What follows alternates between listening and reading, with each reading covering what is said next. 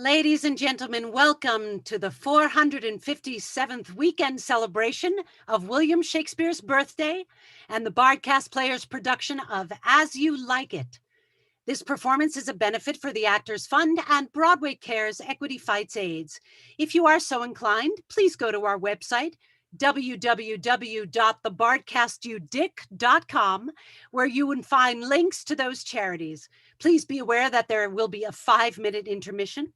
And now sit back, relax, and follow us to the Forest of Arden with As You Like It.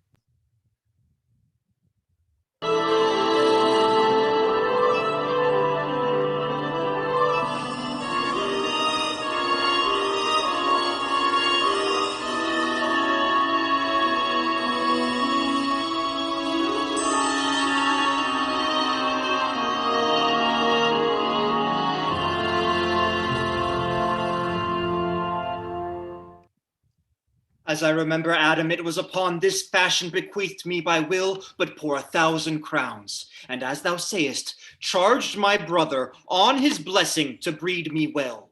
And there begins my sadness. My brother Jacques, he keeps at school, and report speaks goldenly of his profit. For my part, he keeps me rustically at home, or, to speak more properly, stays me here at home unkept. For call you that keeping for a gentleman of my birth, that differs not from the stalling of an ox. His horses are bred better. He lets me feed with his hinds, bars me the place of a brother, and, as much as in him lies, minds my gentility with my education. This is it, Adam, that grieves me.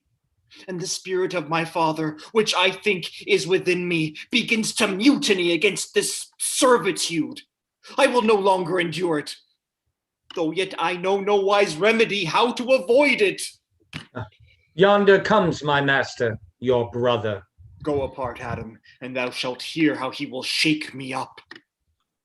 Now, sir, what make you here? Nothing. I am not taught to make anything. What mar you then, sir? Marry, sir, I am helping you to mar that which God made, a poor unworthy brother of yours, with idleness. Marry, sir, be better employed, and be not a while. Shall I keep your hogs and eat husks with them? What prodigal portion have I spent that I should come to such penury? Know you where you are, sir? Oh, sir, very well. Here in your orchard. Know you before whom, sir? Aye, better than him I am before knows me. I know you are my eldest brother, and in the gentle condition of blood, you should so know me. The courtesy of nations allows you my better, in that you are the firstborn, but the same tradition takes not away my blood, were there 20 brothers betwixt us. I have as much of my father in me as you, albeit I confess your coming before me is near to his reverence. What boy? Come, elder brother, you are too young in this. Wilt thou lay hands on me, villain? I am no villain. I am the youngest son of Sir Roland de Boys. He was my father, and he is thrice a villain that says such a father begot villains. Wert thou not my brother, I would not take this hand from thy throat till this other had pulled out thy tongue for saying so. Thou hast railed on thyself. Sweet masters, be patient. For your father's remembrance, be at accord. Let me go, I say. I will not till I please. You shall hear me. My father charged you in his will to give me good education.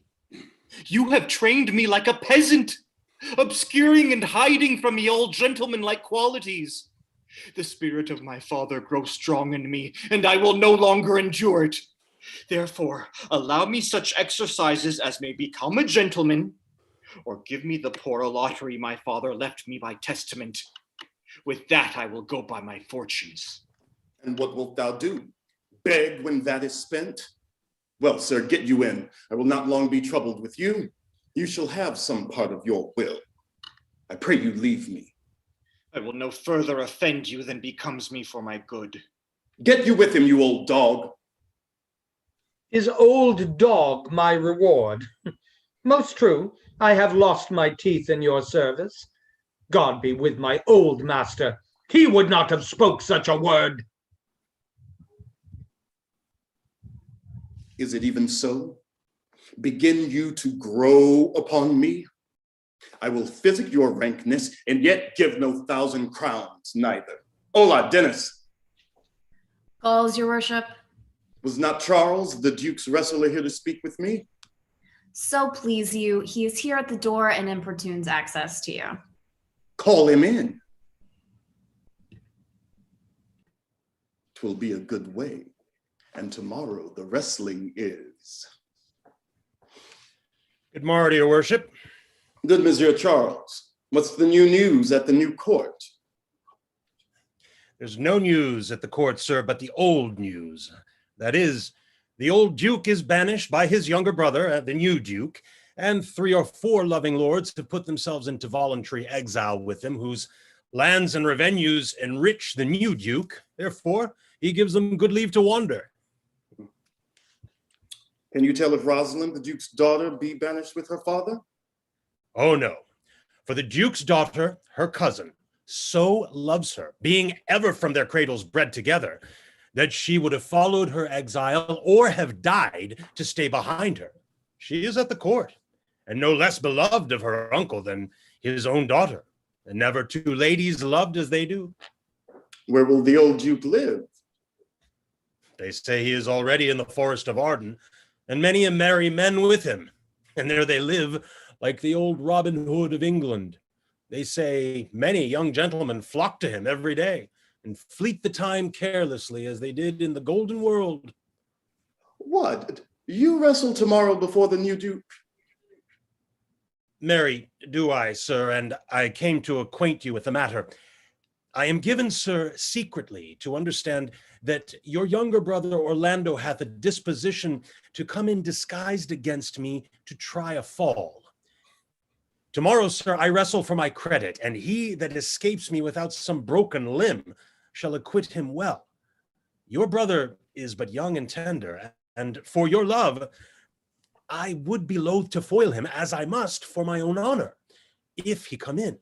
Therefore, out of my love to you, I came hither to acquaint you withal, that either you might stay him from his intendment, or brook such disgrace well as he shall run into, in that it is a thing of his own search, and altogether against my will. Charles, I thank thee for thy love to me, which thou shalt find I will most kindly requite. I had myself notice of my brother's purpose herein, and have by underhand means labored to dissuade him from it. But he is resolute. I'll tell thee, Charles, it is the stubbornest young fellow of France, full of ambition, an envious emulator of every man's good parts, a secret and villainous contriver against me, his natural brother.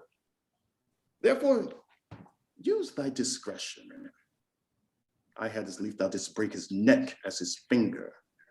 For I assure thee, and almost I speak it with tears, there is not one so young and so villainous this day living. I speak but brotherly of him, but should I atomize him to thee as he is? I must blush and weep, and thou must look pale and wonder. I am heartily glad I came hither to you. If he come tomorrow, I'll give him his payment. If ever he go alone again, I'll never wrestle for prize more. And so, God keep your worship. Farewell, good Charles. Now will I stir this gamester. I hope I shall see an end of him. For my soul, yet I know not why, hates nothing more than he. Yet he's gentle, and never schooled, and yet learned, full of noble device, of all sorts, enchantingly beloved, and indeed so much in the heart of the world, and especially of my own people who best know him, that I am altogether misprized. But it shall not be so long. This wrestler shall clear all. Nothing remains but that I kindle the boy thither, which now I'll go about.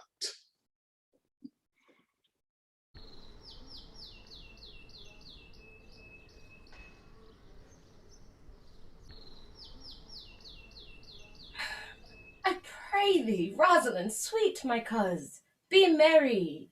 Dear Celia, I show more mirth than I am mistress of, and would you yet I were merrier? Unless you could teach me to forget a banished father, you must not learn me how to remember any extraordinary pleasure. Herein I see thou lovest me not with the full weight that I love thee. If my uncle, thy banished father, had banished thy uncle, the Duke, my father, so thou hadst been with me, I could have taught my love to take thy father for mine. So wouldst thou, if the truth of thy love to me were so righteously tempered as mine is to thee. Well, I will forget the condition of my estate to rejoice in yours. You know my father hath no child but I, nor none is like to have, and truly, when he dies, thou shalt be his heir. For what he hath taken away from thy father perforce, I will render thee again in affection, by mine honor, and I will. And when I break that oath, let me turn monster. Therefore, sweet Rose, my dear Rose, be merry. From henceforth I will, coz, and devise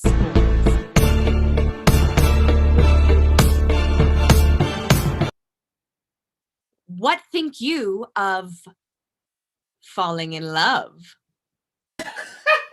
Marry, I prithee do, to make sport withal. But love no man in good earnest, nor no further in sport neither, than with safety of a pure blush thou mayst in honor come off again. What shall be our sport then? Let us sit and mock the good housewife Fortune from her wheel, that her gifts may henceforth be bestowed equally. For those that she makes fair, she scarce makes honest, and those that she makes honest, she makes very ill-favoredly. Nay, now thou goest from Fortune's office to Nature's. Fortune reigns in gifts of the world, not in the lineaments of nature. Though nature have given us wit to flout at Fortune, hath not Fortune sent in this fool to cut off the argument? How now, wit, whither wander you? Mistress, you must come away You must come away to your father. Were you made the messenger? No, by mine honor, but I was bid to come for you. Where learned you that oath, fool? Of a certain knight that swore by his honor they were good pancakes, and swore by his honor the mustard was not. Now, I'll stand to it, the pancakes were not, and the mustard was good, and yet was not the knight forsworn. How prove you that in the great heap of your knowledge? Ay, marry, now unmuzzle your wisdom. Stand you both forth now, stroke your chins, and swear by your beards I am a knave. By our beards, if we had them, thou art. By my knavery, if I had it, then I were. But if you swear by that is not, you're not forsworn. No more was this knight swearing by his honor, for he never had any. Or, if he had, he'd sworn it away before ever he saw those pancakes or that mustard. Prithee, who is it that thou meanest? Oh, one that old Frederick your father loves. My father's love is enough to honor him. Enough! Speak no more of him. You'll be whipped for taxation one of these days. The more pity that fools may not speak wisely what wise men do foolishly. Here comes Mr. LeBeau, With his mouth full of news. which he will put on us as pigeons feed their young. Then we shall be news crammed. All the better, we shall be the more marketable. Bonjour, Monsieur LeBeau. What's Oh, fair princesses, you have lost much good sport. sport? Of what color? What color, madame? How shall I answer you? As wit and fortune will. Aye, or as the destiny's decree. Well said. That was laid on with a trowel. You amaze me, ladies. I would have told you of good wrestling, which you have lost the sight of. You tell us the manner of the wrestling. I will tell you the beginning, and if it please your ladyships, you may see the end, for the best is yet to do, and here, where you are, they are coming to perform it. Well, the beginning, that is dead and buried. There comes an old man and his 3 sons, 3 proper young men of excellent growth and presence. The eldest of the 3 wrestled with Charles, the Duke's wrestler, which Charles in a moment threw him and broke 3 of his ribs, that there is little hope of life in him. And so he served the second, and so the third. Yonder they lie, the poor old man, their father, making such pitiful dole over them, that all the beholders take his part with weeping. Alas! But what is the sport, monsieur, that the ladies have lost? Why, this that I speak of. Thus men grow wiser every day. It is the first time that ever I heard breaking of ribs was sport for ladies. For I promise thee. Shall we see this wrestling, cousin? Oh, you must if you stay here, for here is the place appointed for the wrestling. And they are ready to perform it. Yonder, sure, they are coming. Let us now stay and see it.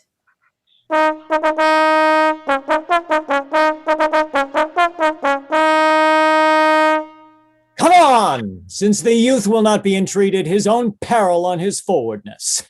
Is yonder the man? Oh, even he, madame.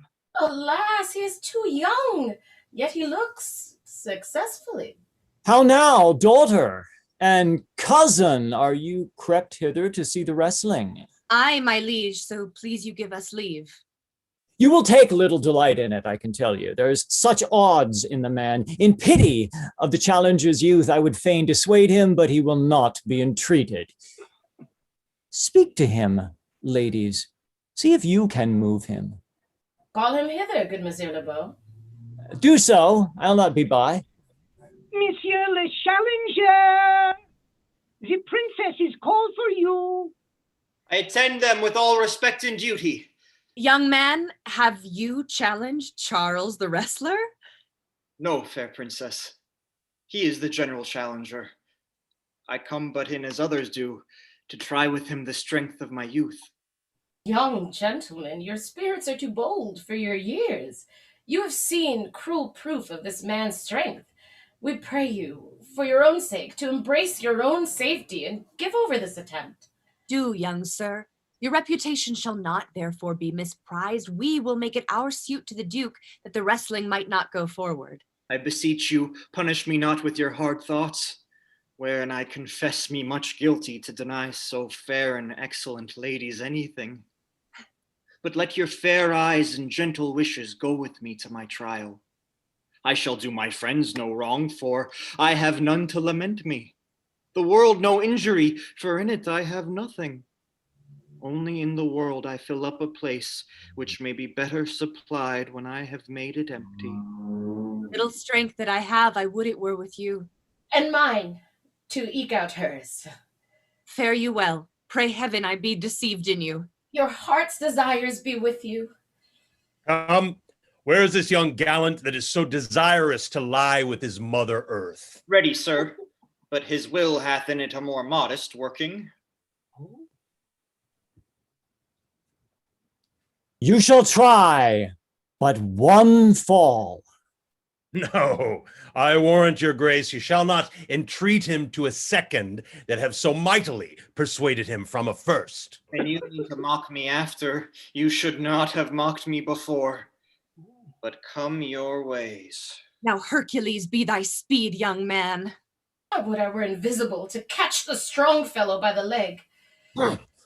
Oh, excellent young man! If I had a thunderbolt in mine eye, I can tell who should down.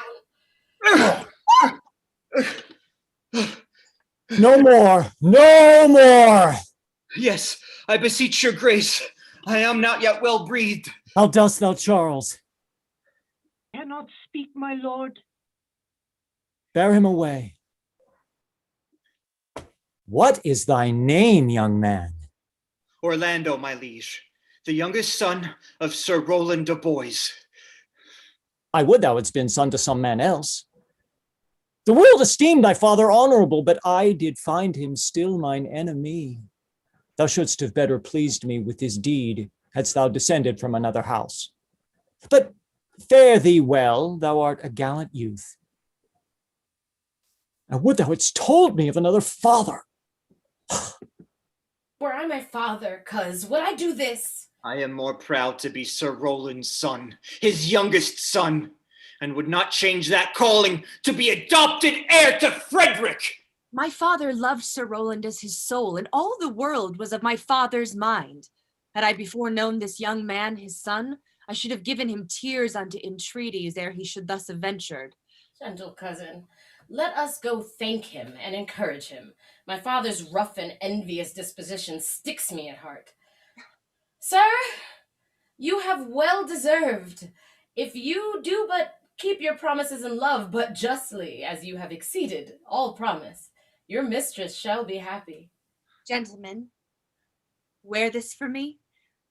One out of suits with fortune that could give more, but that her hand lacks means. Shall we go, cuz? Aye, fare you well, fair gentlemen. Can I not say I thank you?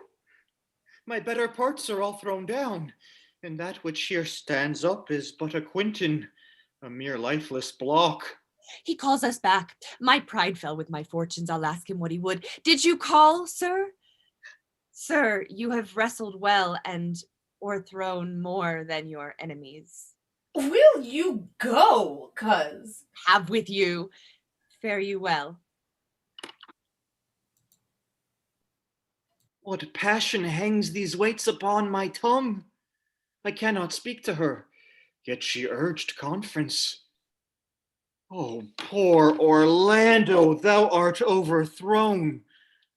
Or Charles, there's something weaker masters thee. Good sir, I do in friendship counsel you to leave this place, albeit you have deserved high commendation, true applause, and love. Yet such is now the Duke's condition that he misconstrues all that you have done.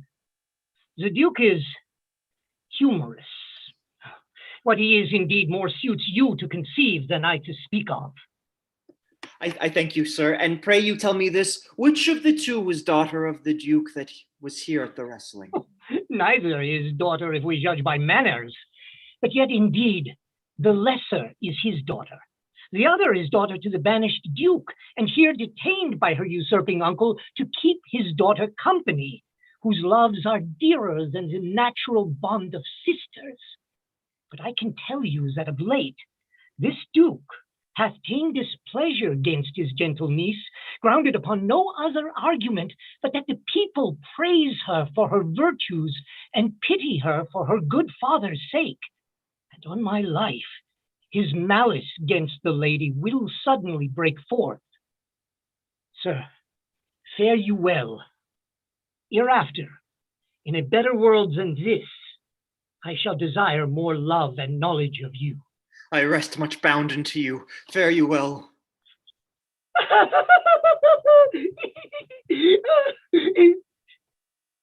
Thus must I from the smoke into the smother, from tyrant Duke unto a tyrant brother. But heavenly Rosalind.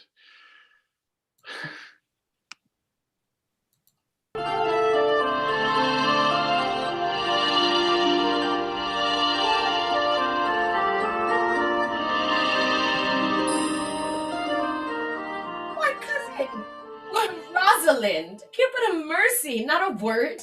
Not one to throw at a dog. No, thy words are too precious to be cast away upon curs.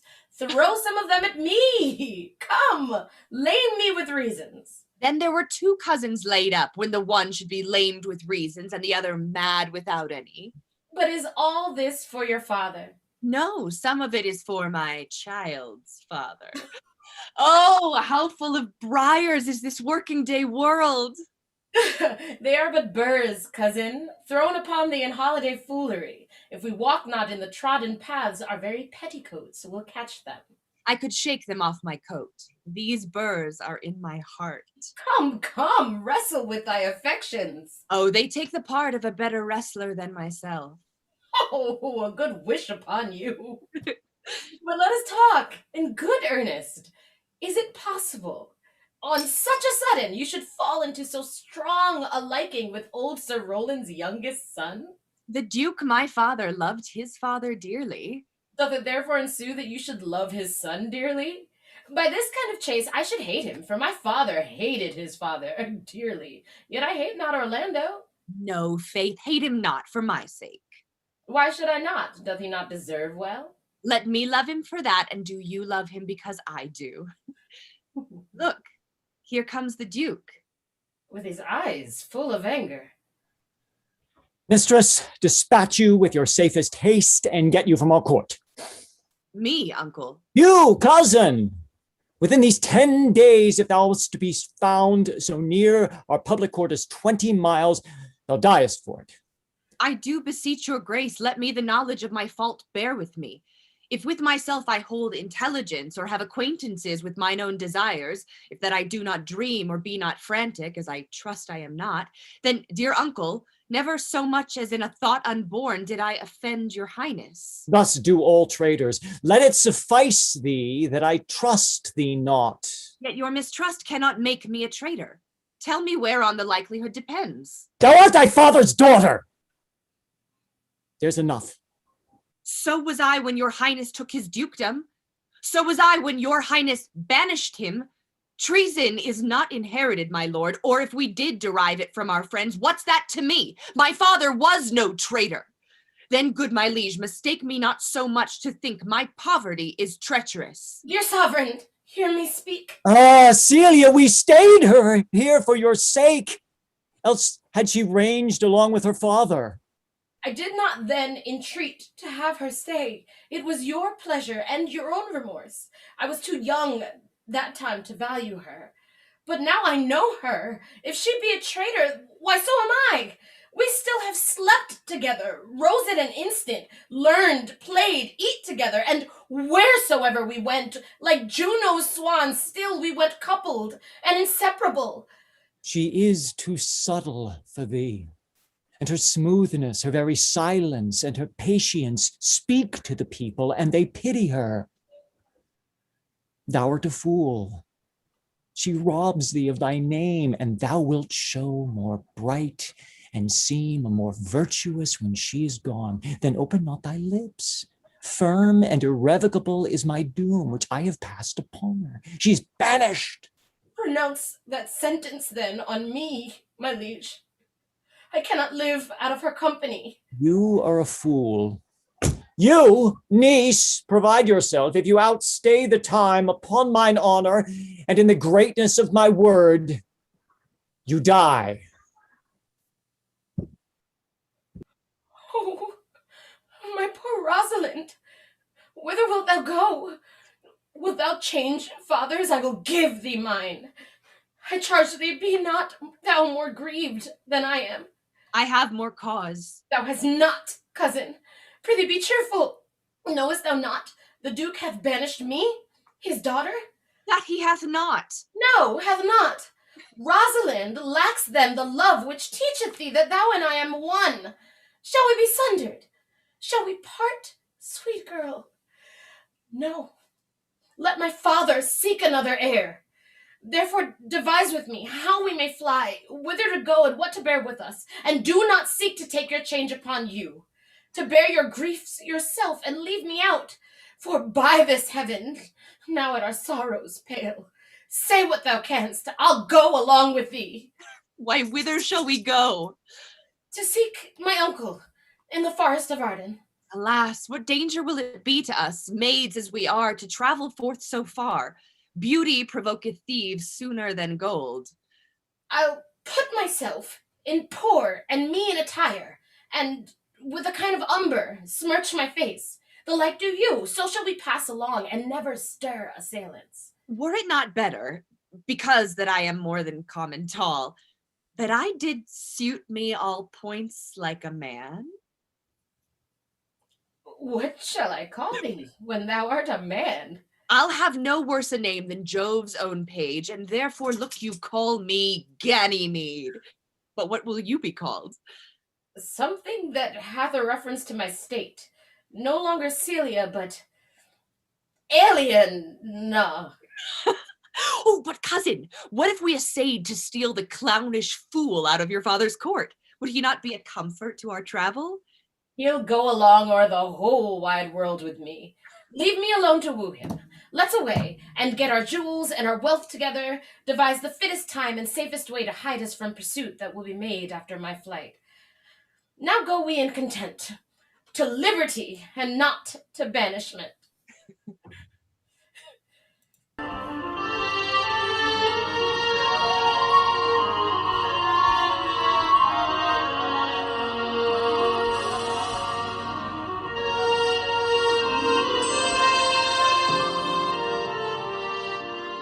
Now, my co-mates and brothers in exile, hath not old custom made this life more sweet than that of painted pomp? Are not these woods more free from peril than the envious court? Here feel we but the penalty of Adam, the season's difference as the icy fang and churlish chiding of the winter's wind, which when it bites and blows upon my body, even till I shrink with cold, I smile and say, this is no flattery. These are counselors that feelingly persuade me what I am. Sweet are the uses of adversity, and this our life exempt from public haunts finds tongues in trees, books in the running brooks, sermons in stones, and good in everything. I would not change it. Happy is your grace that can translate the stubbornness of fortune into so quiet and so sweet a style. Come, shall we go and kill us venison? And yet it irks me.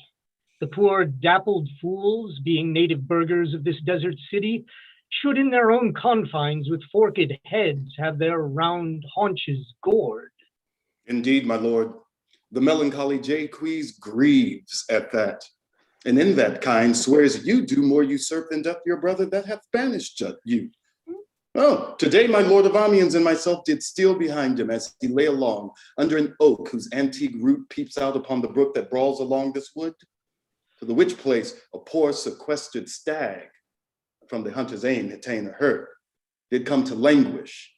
And indeed, my lord, the wretched animal heaved forth such groans that their discharge did stretch his leathern coat almost to bursting. And the big round tears coursed one another down his innocent nose in piteous chase. Thus the hairy fool, much marked of the melancholy Jaques, stood on the extremest verge of the swift brook, augmenting it with tears. But what said Jaques? Did he not moralize this spectacle? Oh, yes, into 1,000 similes. No, first, for his weeping into the needless stream. Poor dear, quoth he, thou makest a testament as worldlings do, giving thy sum of more to that which had too much. Then being there alone, left and abandoned of his velvet friends, 'tis right, quoth he, thus misery doth part the flux of company. Anon a careless herd, full of the pasture, jumps along by him and never stays to greet him. I, quoth Jaques, sweep on, you fat and greasy citizens. 'Tis just the fashion. Wherefore do you look upon that poor and broken bankrupt there? Thus most invectively he pierceth through the body of the country, city, court, yea, and of this our life, swearing that we are mere usurpers, tyrants, and what's worse, to fright the animals and to kill them up in their assigned and native dwelling place. And did you leave him in this contemplation? We did, my lord, weeping and commenting upon the sobbing deer. Show me the place. I love to cope him in these sullen fits, for then he's full of matter. I'll bring you to him straight.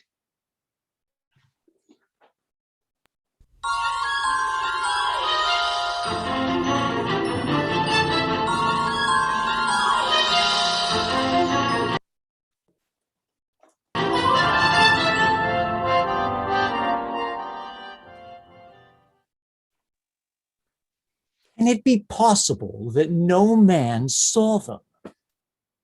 It cannot be.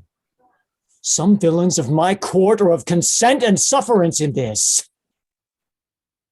I cannot hear of any that did see her. The ladies, her attendants of her chamber, saw her abed, and in the morning early they found the bed untreasured of their mistress. My lord, the Rhenish clown, at whom so oft your grace was wont to laugh, is also missing. Oh! Hesperia, Hesperia, the princess's gentlewoman, confesses that she secretly o'erheard your daughter and her cousin much commend the parts and graces of the wrestler that did but lately foil the sinewy Charles. And she believes, wherever they are gone, that youth is surely in their company. Send to his brother. Fetch that gallant hither. If he be absent, bring his brother to me. I'll make him find him. Do this suddenly, and let the search and inquisition quail to bring again these foolish runaways.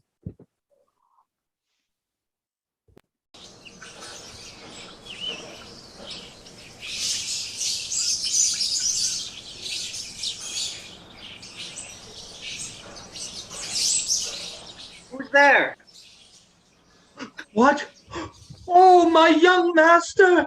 Oh, my gentle master! Oh, my sweet master! Oh, you memory of old Sir Roland! Why? What make you here? Oh, why are you virtuous? Why do people love you? And wherefore are you gentle, strong, and valiant?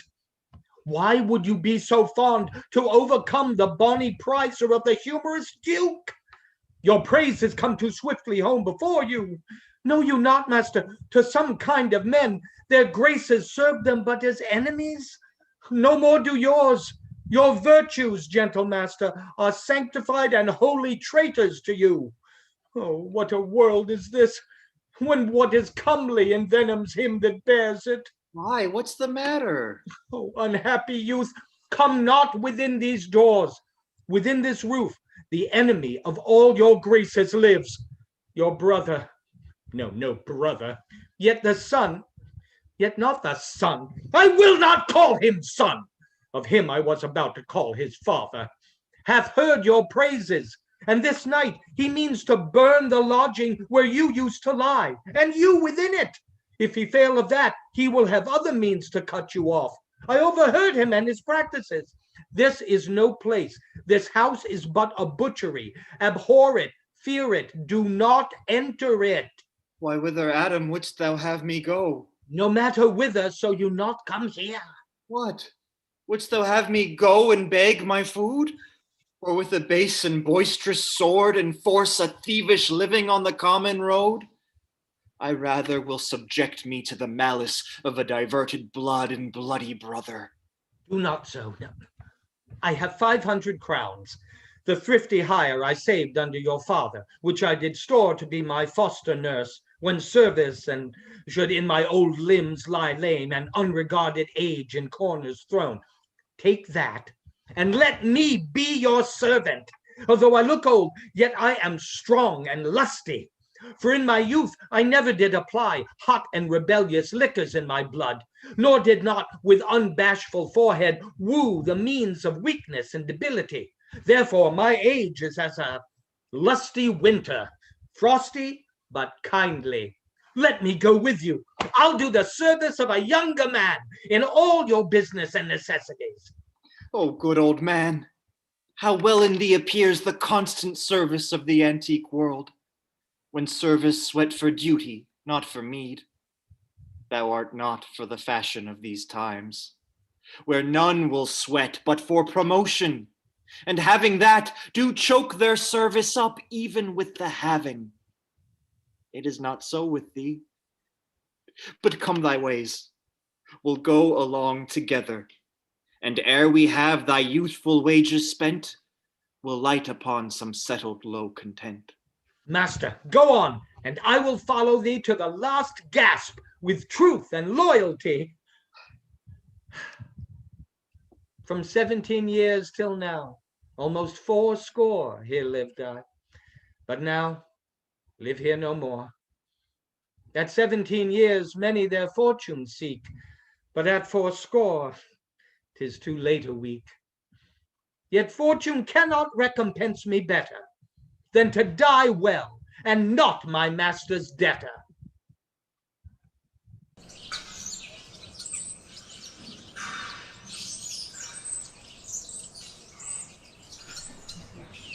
Oh, Jupiter, how weary are my spirits!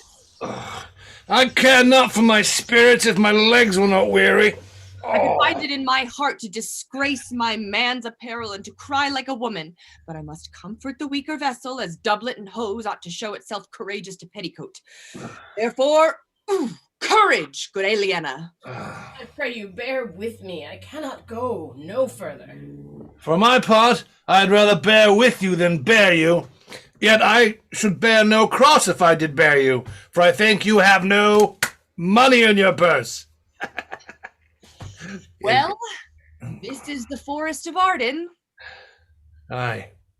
Now am I an Arden, the more fool I. When I was at home, I was in a better place, but travellers must be content. Aye, be so, good Touchstone. Oh, look you, who comes here? A young man and an old in solemn talk. That is the way to make her scorn you still. Oh, Corin, that thou knowest how I do love her. I partly guess, for I have loved ere now. No, Corin, being old, thou canst not guess.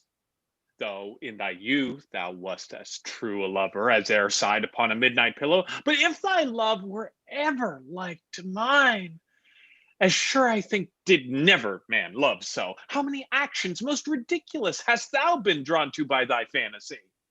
Into 1,000 that I have forgotten. Oh, then thou didst then never love so heartily. If thou rememberst not the slightest folly that ever love did make thee run into, thou hast not loved. Or if thou hast not sat, as I do now, wearying thy hearer in thy mistress's praise, thou hast not loved. Or if thou hast not broke from company abruptly, as my passion now makes me, thou hast not loved. Oh, Phoebe, Phoebe, Phoebe.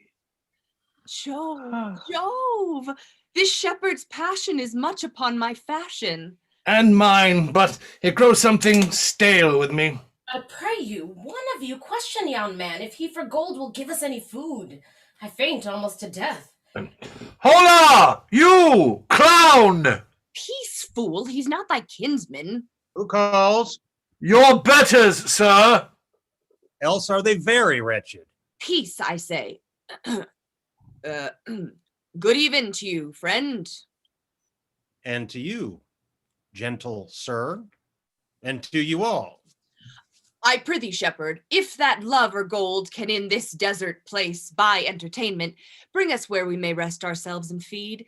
Here is a young maid with travel much oppressed and faints for succor. Fair sir, I pity her, and wish for her sake more than for mine own, my fortunes were more able to relieve her. But I am a shepherd to another man, and do not shear the fleeces that I graze. My master is of churlish disposition, and little recks to find the way to heaven by doing deeds of hospitality. Besides, his coat, his flocks, and bounds of feed are now on sale, and at our sheep cote now, by reason of his absence, there is nothing that you will feed on. But what is, come see, and in my voice, most welcome shall you be. What is he that shall buy his flock and pasture? That young swain that you saw here but erewhile, that little cares for buying anything. I pray thee, if it stand with honesty, buy thou the cottage, pasture, and the flock, and thou shalt have to pay for it of us. And we will mend thy wages. I like this place, and willingly could waste my time in it. Well, assuredly the thing is to be sold. Go with me. If you like upon report the soil, the profit, and this kind of life, I will your very faithful feeder be, and buy it with your gold right suddenly.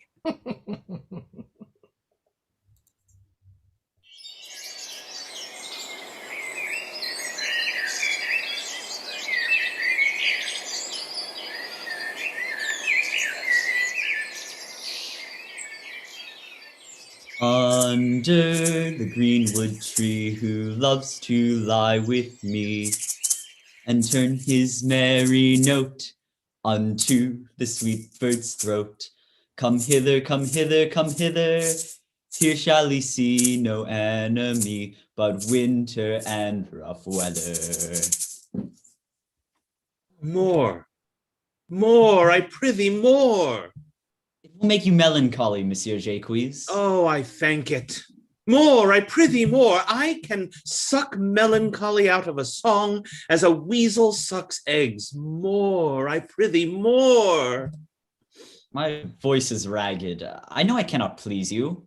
I do not desire you to please me. I do desire you to sing. Come, more, another stanzo. Call you them stanzos? What you will, Monsieur Jacques. Oh, nay, I care not for their names. They owe me nothing. Will you sing?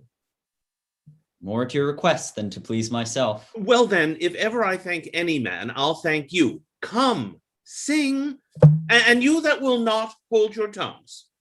Well, I'll end the song. The sirs, cover the while. The Duke will drink under this tree. He hath been all this day to look you. And I have been all this day to avoid him. He is too disputable for my company. I think of as many matters as he, but I give heaven thanks and make no boast of them.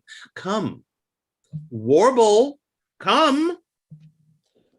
Who doth ambition shun, and loves to live in the sun, seeking the food he eats, and pleased with what he gets. Come hither, come hither, come hither.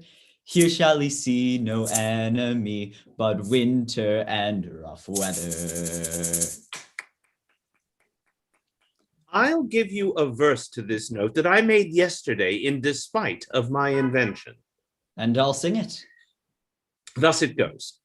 If it do come to pass that any man turn ass, leaving his wealth and ease, a stubborn will to please, duck dame, duck dame, duck dame, here shall he see gross fools as he, and if he will come to me. What's that duck dame? Oh, 'tis a Greek invocation to call fools into a circle. I'll go sleep if I can. If I cannot, I'll rail against all the firstborn of Egypt. And I'll go seek the Duke. His banquet is prepared.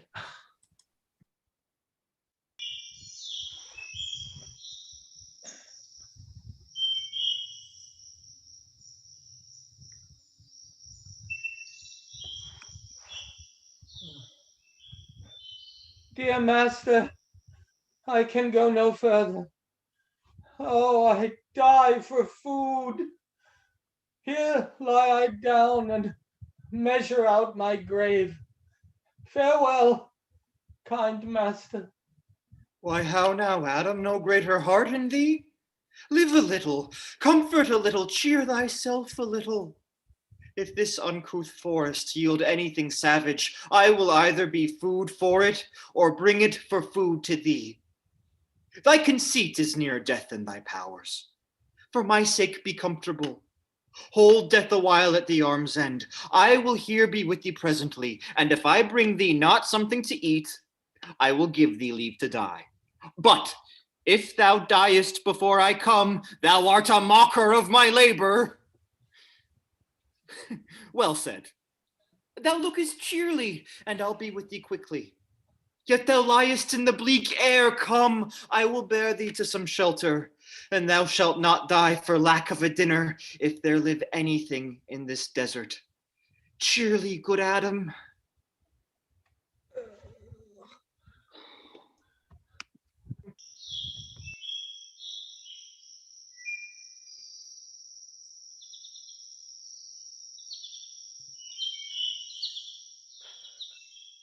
I think he be transformed into a beast, for I can nowhere find him like a man. My lord, he is but even now gone hence.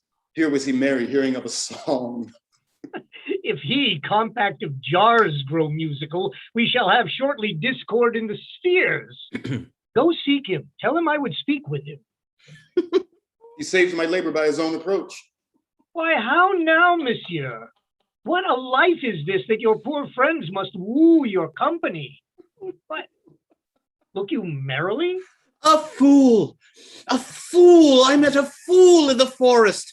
A motley fool, a miserable world. As I do live by food, I met a fool who laid him down and basked him in the sun and railed on Lady Fortune in good terms, in good set terms, and yet a motley fool. A good morrow, fool, quoth I. No, sir, quoth he, call me not fool till heaven hath sent me fortune. And then he drew a dial from his poke, and looking on it with lackluster eye, says very wisely, it is 10 o'clock. Thus we may see, quoth he, how the world wags. 'Tis but an hour ago since it was 9, and after 1 hour more 'twill be 11.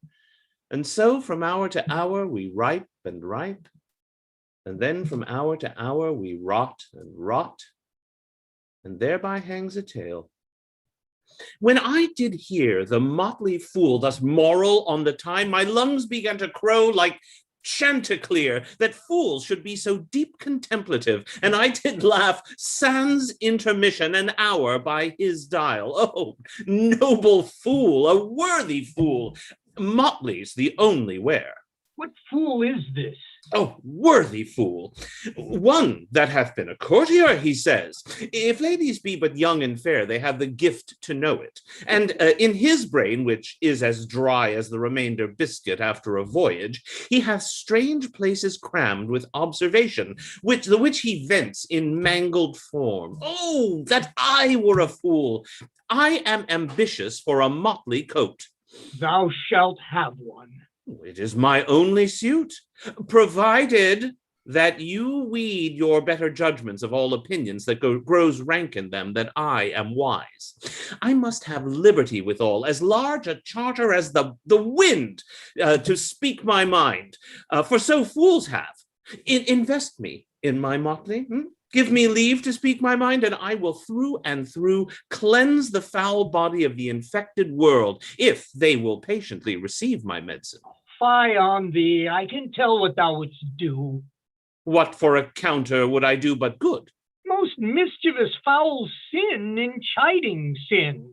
For thou thyself hast been a libertine, as sensual as the brutish sting itself. Why, who cries out on pride that can therein tax any private party? Doth it not flow as hugely as the sea, till that the weary very means do ebb? There then. How then? What then? Let me see wherein my tongue hath wronged him. If it do him right, then he hath wronged himself. If he be free, why then my taxing like a wild goose flies, unclaimed of any man. Oh, but who comes here? Forbear, and eat no more. Why, I have ate none yet. Nor shalt not, till necessity be served. What kind should this cock come of? Art thou thus boldened, man, by thy distress, or else a rude despiser of good manners, that in civility thou seemst so empty? You touched my vein at first. The thorny point of bare distress hath ta'en from me the show of smooth civility. Yet am I inland bred and know some nurture. But forbear, I say! He dies that touches any of this fruit, till I and my affairs are answered. And you will not be answered with reason. I must die. What would you have?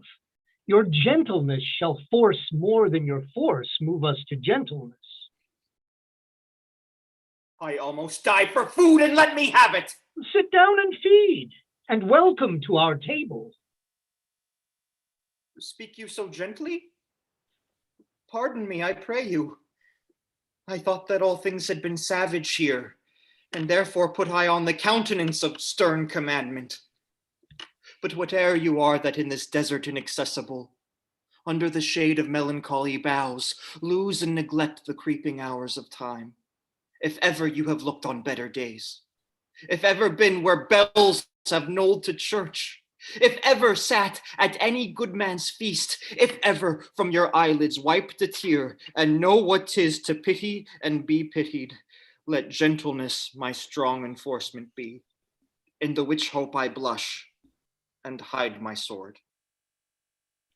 True it is that we have seen better days, and have with holy bell been knolled to church, and sat at good men's feasts, and wiped our eyes of drops that sacred pity hath engendered.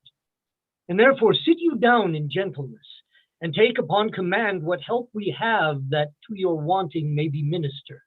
Then but forbear your food a little whiles like a doe, I go to find my fawn and give it food. There is an old poor man, who after me hath many a weary step limped in pure love, till he be first sufficed, oppressed with two weak evils, age and hunger. I will not touch a bit. Go find him out, and we will nothing waste till you return. I thank ye, and be blessed for your good comfort. Thou seest we are not all alone unhappy. This wide and universal theater presents more woeful pageants than the scene wherein we play in. All the world's a stage, and all the men and women merely players. They have their exits and their entrances, and one man in his time plays many parts, his acts being 7 ages. At first, the infant, mewling and puking in the nurse's arms, and then the whining schoolboy with his satchel and shining morning face, creeping like snail unwillingly to school. And then the lover, sighing like furnace, with a woeful ballad made to his mistress' eyebrow. Then a soldier, full of strange oaths and bearded like the pard, jealous in honor, sudden and quick in quarrel, seeking the bubble reputation even in the cannon's mouth. And then the justice, in fair round belly, with good capon line, with eyes severe and beard of formal cut, full of wise saws and modern instances, and so he plays his part.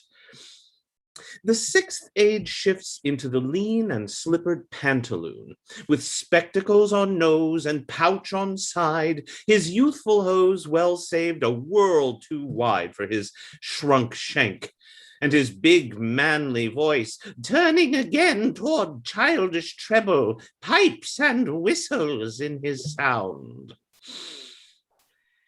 Last scene of all, that ends this strange eventful history, is second childishness and mere oblivion. Sans teeth, sans eyes, sans taste, sans everything. Welcome. Set down your venerable burden and let him feed. I thank you most for him. Go had you need. I scarce can speak to thank you for myself. Welcome. Fall to. I will not trouble you as yet to question you about your fortunes. Give us some music, and good cousin, sing. Blow, blow, thou winter wind, thou art not so unkind as man's ingratitude. Thy tooth is not so keen, because thou art not seen, although thy breath be rude.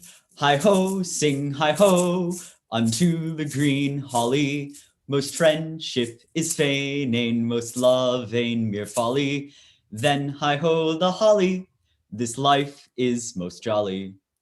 Freeze, freeze, thou bitter sky, that dost not bite so nigh, as benefits forgot, though thou the waters warp, thy sting is not so sharp, as friend remembered not. Hi-ho, sing hi-ho, unto the green holly, most friendship is feigning, most love ain't mere folly. Then hi-ho the holly, this life is most jolly. If that you were, Sir good Sir Roland's son, as you have whispered faithfully you were, and as mine eye doth his effigies witness, most truly limbed and living in your face, be truly welcomed hither. I am the Duke that loved your father. The residue of your fortune go to my cave and tell me. Good old man, thou art right welcome as thy master is. Support him by the arm. Give me your hand, and let me all your fortunes understand.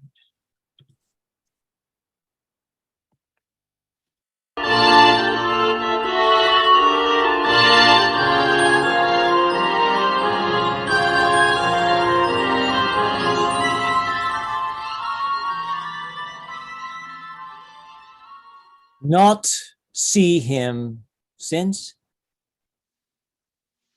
Sir, that cannot be. But were I not the better part made mercy, I should not seek an absent argument of my revenge, thou present.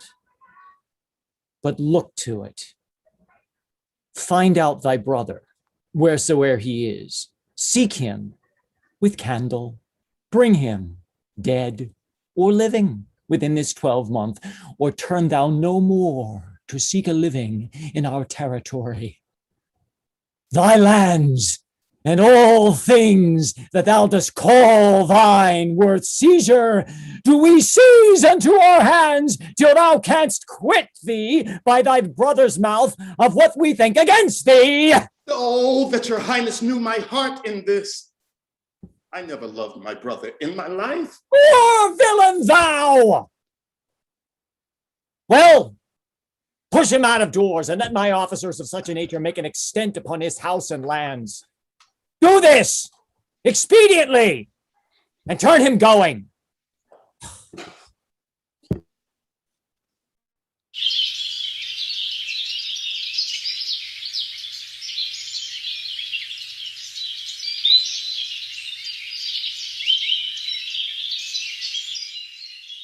Hang there my verse and witness of my love. Oh, Rosalind, these trees shall be my books, and in their barks my thoughts I'll character, that every eye which in this forest looks shall see thy virtue witnessed everywhere. Run, run, Orlando, carve on every tree the fair, the chaste, and unexpressive she.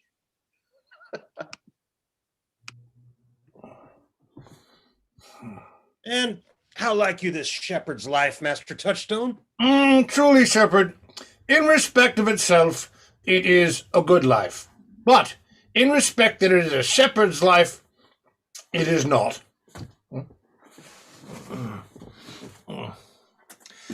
Hast any philosophy in thee, shepherd? No more, but that I know the more one sickens, the worse at ease he is. And that he that wants money, means, and content is without 3 good friends. That the property of rain is to wet, and fire to burn. That good pasture makes fat sheep, and that a great cause of the night is lack of the sun.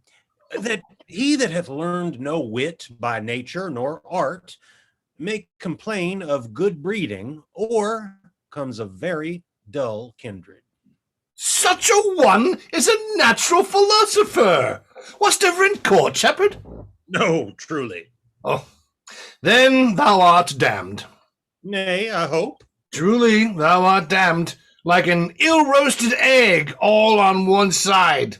For not being at court, your reason. Why, if thou never wast at court, thou never saw'st good manners. If thou never saw'st good manners, then thy manners must be wicked. And wickedness is sin, and sin is damnation. Thou art in a parlous state, shepherd. Not a whit, Touchstone.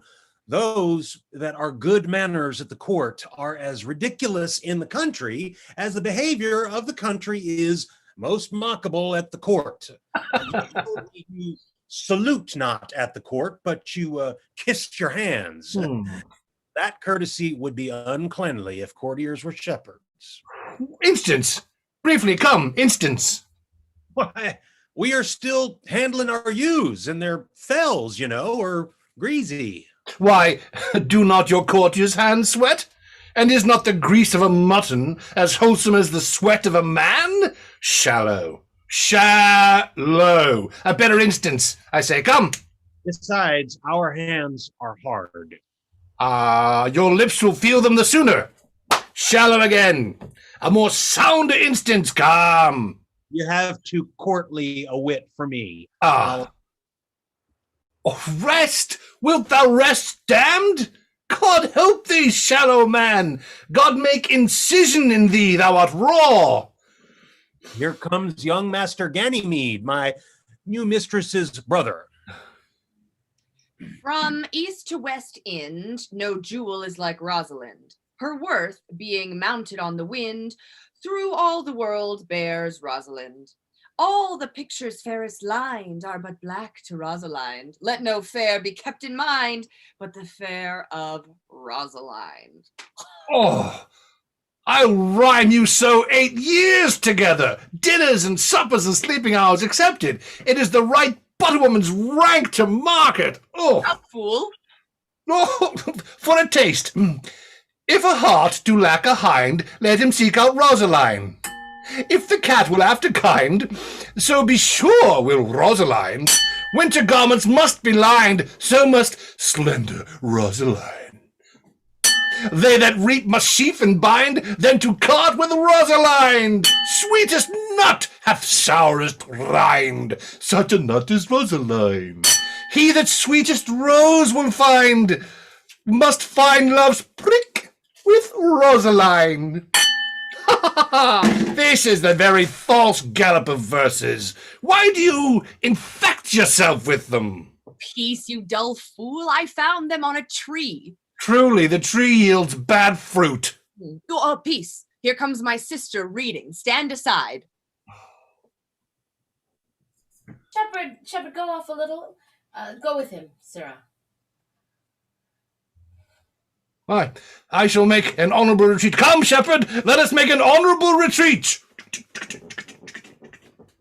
Didst thou hear these verses? Oh, yes, I heard them all, and more, too, for some of them had in them more feet than the verses would bear. But didst thou hear without wondering how thy name should be hanged and carved upon these trees? I was 7 of the 9 days out of the wonder before you came, for look here, what I found on a palm tree. Trow you who have done this? Is it a man? And a chain that you once wore about his neck. Change you color? Nay, but who is it? Is it possible? Nay, I prithee now with most petitionary vehemence, tell me who it is. Oh, wonderful, wonderful, and most wonderful, wonderful, and yet again wonderful, and after that, out of all whooping. Ah, good my complexion. Dost thou think, though I am caparisoned like a man, I have a doublet and hose in my disposition? I prithee take the cork out of thy mouth, that I may drink thy tidings. So you may put a man in your belly? Is he of God's making? What manner of man? Is his head worth a hat or his chin worth a beard? It is young Orlando that tripped up the wrestler's heels and your heart, both in an instant. Nay, but the devil take mocking. Speak, sad brow and true maid. Faith, cuz, 'tis he. Orlando? Orlando! Alas, the day! What shall I do with my doublet and hose? What did he when thou sawest him? What said he? How looked he? Wherein went he? What makes him here? Did he ask for me? Where remains he? How parted he with thee? And when shalt thou see him again? Answer me in one word.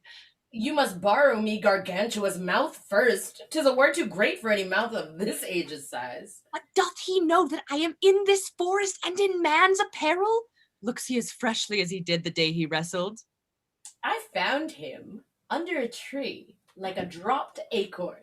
It may well be called Jove's tree when it drops forth such fruit. Give me audience, good madam. Proceed. There lay he, stretched along like a wounded knight. He was furnished like a hunter. Oh, ominous, he comes to kill my heart. I would sing my song without a burden. Thou bringest me out of tune.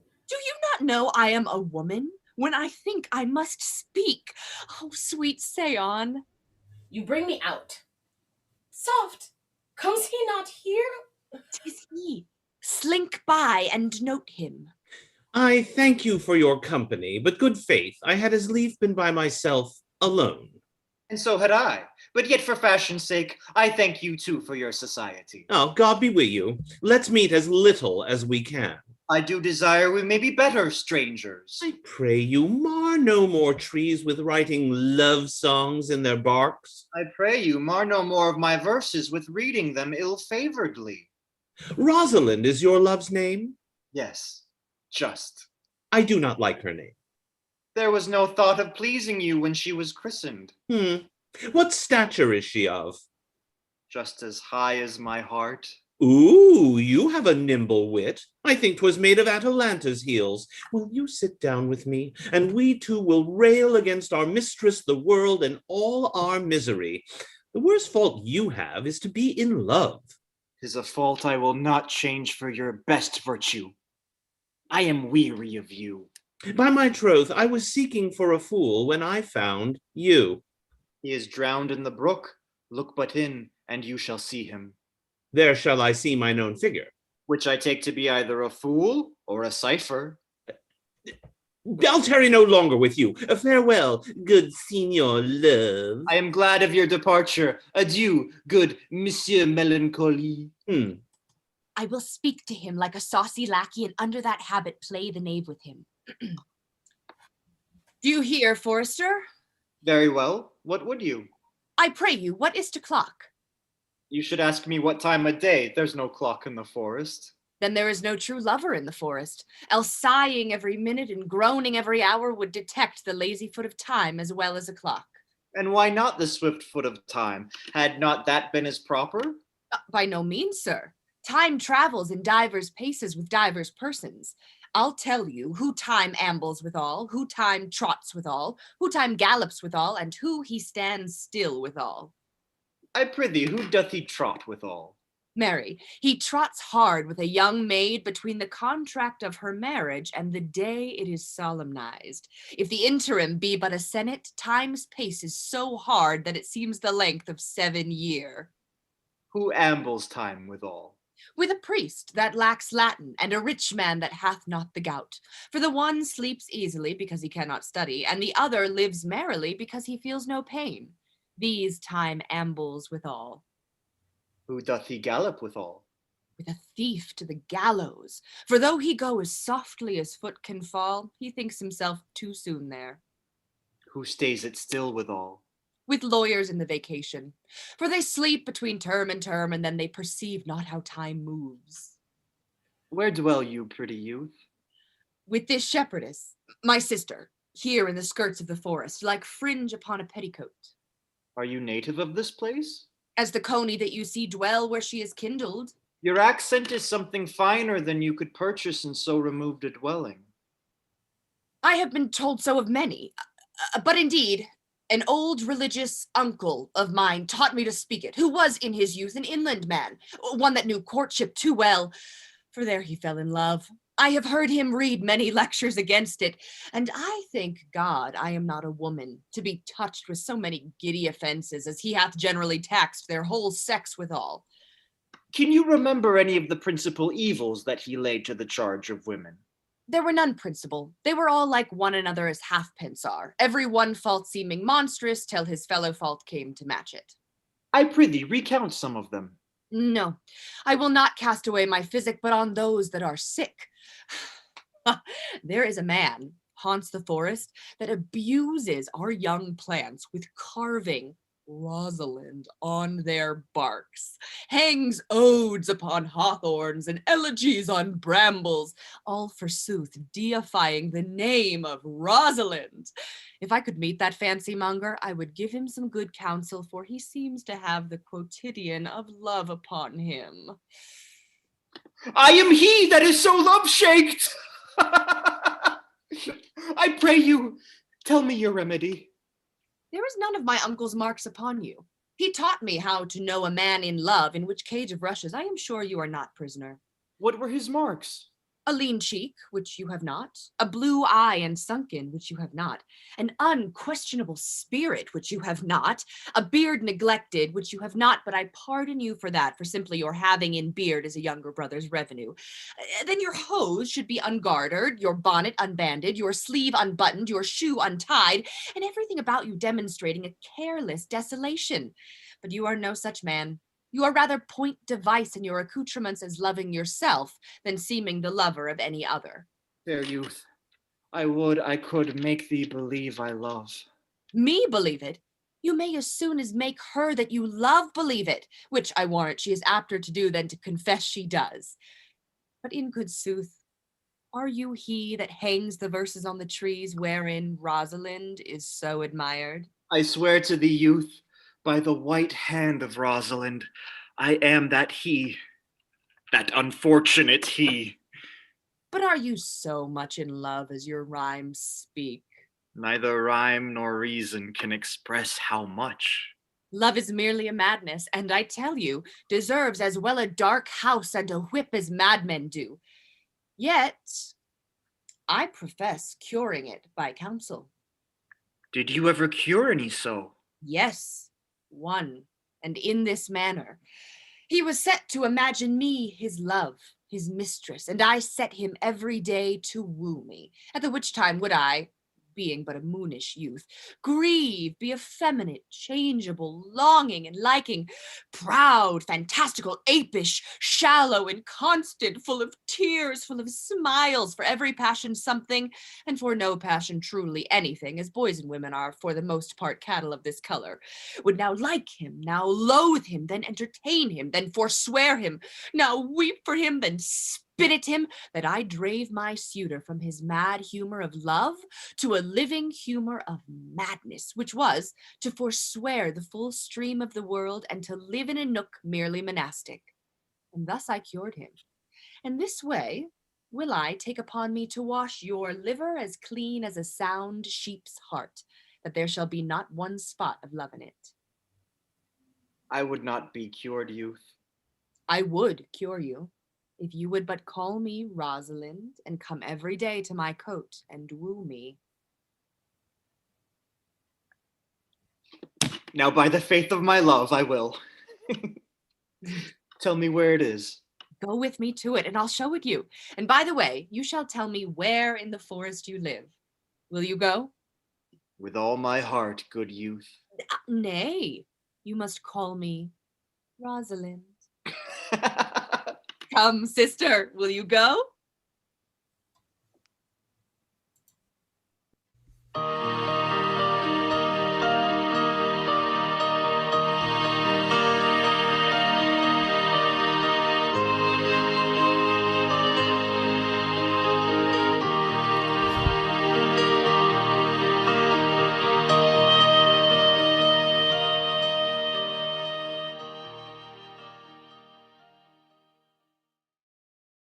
There will now be a short 5-minute intermission.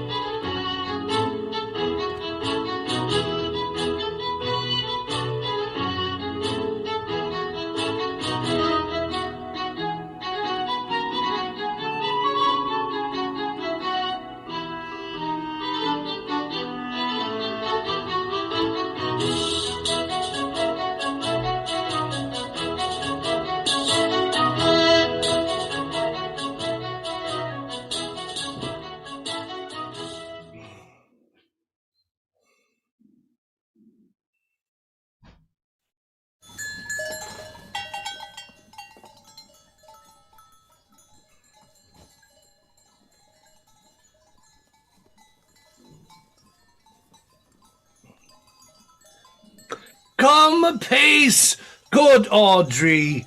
I will fetch up your goats, Audrey. Oh, and how, Audrey, am I the man yet? Doth my simple feature content you? Your features? Lord Warrentus? What features? I am here with thee and thy goats, as the most capricious poet honest Ovid was among the Goths. Oh, knowledge ill-inhabited, worse than Jove in a thatched house. Oh, when a man's verses cannot be understood, nor a man's good wit seconded with the forward child understanding, it strikes a man more dead than a great reckoning in a little room. Truly, I would the gods had made thee poetical. I do not know what poetical is. Is it honest in deed and word? Is it a true thing? No, truly, for the truest poetry is the most feigning, and lovers are given to poetry, and what they swear in poetry may be said as lovers they do feign. Would you not have me honest? Of course. Yes. I do want thee honest. My goodness, my dear lady, for thou swearest to me thou art honest. Now, if thou wert a poet, I might have some hope thou didst feign, unless thou wert hard-favoured, for honesty coupled to beauty is to have a honey, a sauce to sugar. A material fool. Truly. Well, I am not fair, and therefore I pray the gods make me honest.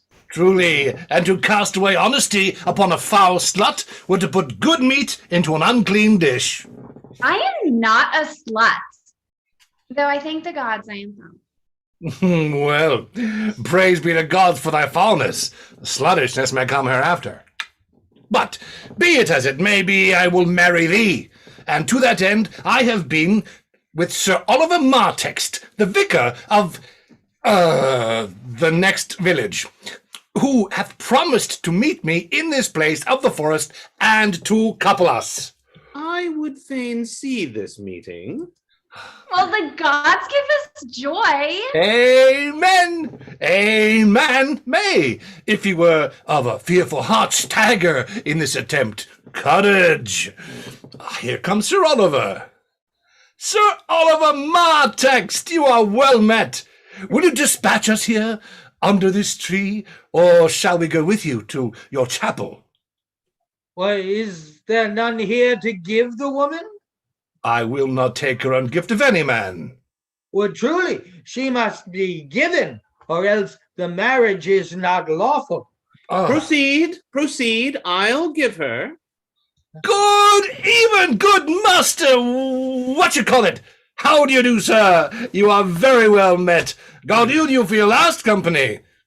Will you be married, Motley? Aye, as the ox hath its bow, sir, the horse his curb, and the falcon her bells, so man hath his desires. And as pigeons bill, so wedlock would be nibbling. And will you, being a man of your breeding, be married under a bush like a beggar? Get you to church. And have a good priest that can tell you what marriage is. This fellow will but join you together as they join wainscot, and then one of you will prove a shrunken panel, and like a green timber, warp. I am not in the mind, but I were better to be married of him than of another, for he is not like to marry me well. And not being well married, it will be a good excuse for me hereafter to leave my wife. Go thou with me, and let me counsel thee. Come, sweet Audrey, we must be married, or we must live in bawdry. Farewell, good Master Oliver. Begone, I say. I will not to wedding with thee. What? 'Tis no matter. Ne'er a fantastical knave of them all shall flout me out of my calling.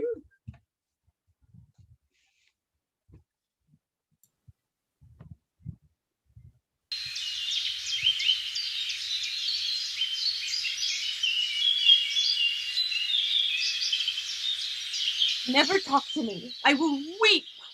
Do, I prithee, but yet have the grace to consider that tears do not become a man. But have I not cause to weep? As good cause as one would desire. Therefore, weep. His very hair is of the dissembling color. Something browner than Judas's, Mary. His kisses are Judas's own children. Faith, his hair is of a good color. An excellent color. Your chestnut was ever the only color. But why did he swear he would come this morning and comes not? Nay, certainly, there is no truth in him. Do you think so? Yes, I think he is not a pick purse nor a horse stealer, but for his verity in love, I do think him as concave as a covered goblet or a worm-eaten nut. Not true in love? Yes, when he is in, but I think he is not in. You have heard him swear downright he was. Was, not is. He attends here in the forest on the Duke, your father. I met the Duke yesterday and had much question with him. He asked me of what parentage I was. I told him of as good as he. So he laughed and let me go. But what talk we of fathers when there is such a man as Orlando? Oh, that's a brave man. He writes brave verses, speaks brave words, swears brave oaths, and breaks them bravely. Who comes here? Mistress and master, you have oft inquired after the shepherd that complained of love, who you saw sitting by me on the turf, praising the proud disdainful shepherdess that was his mistress. Well, and what of him?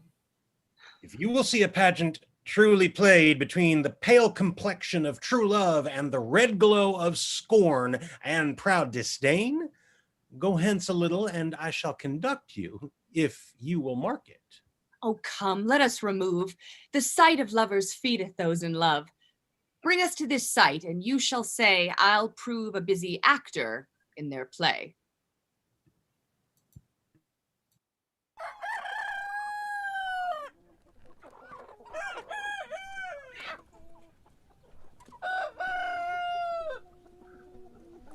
Sweet Phoebe, do not scorn me. Do not, Phoebe. Say that you love me not, but say not so in bitterness.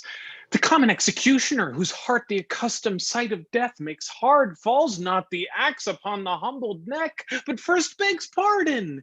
Will you sterner be than he that dies and lives by bloody drops? I would not be thy executioner. I fly thee, for I would not injure thee. Thou tell'st me there is murder in mine eye. Oh, 'tis pretty, sure, and probable that eyes, which are the frailest and softest things that shut their coward gates on atomies, should be called tyrants, butchers, murderers. Now I do frown on thee with all my heart. And if mine eyes can wound, now let them kill thee. Now counterfeit to swoon, why now fall down? Or, if thou canst not, oh, for shame, lie not to say mine eyes are murderers. Now show the wound mine eye hath made in thee. Now scratch thee but with a pin, there remains some scar of it. Lean but upon a rush, the cicatrice incapable in pressure thy palm some moment keeps. But now mine eyes, which I have darted at thee, hurt thee not, nor I am sure there is no force in eyes that can do hurt. Oh, dear Phoebe, if ever, as that ever may be near, you meet in some fresh cheek the power of fancy, then you shall know the wounds invisible that love's keen arrows make. But till that time, come not thou near me. And when that time comes, afflict me with thy mocks, pity me not, as till that time I shall not pity thee. Why, I pray you? Who might be your mother that you insult, exult, and all at once over the wretched?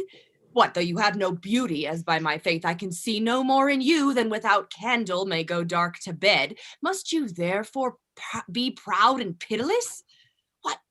What means this? Why do you look on me? I see no more in you than in the ordinary of nature's sales work. Odds my little life, I think she means to tangle my eyes too.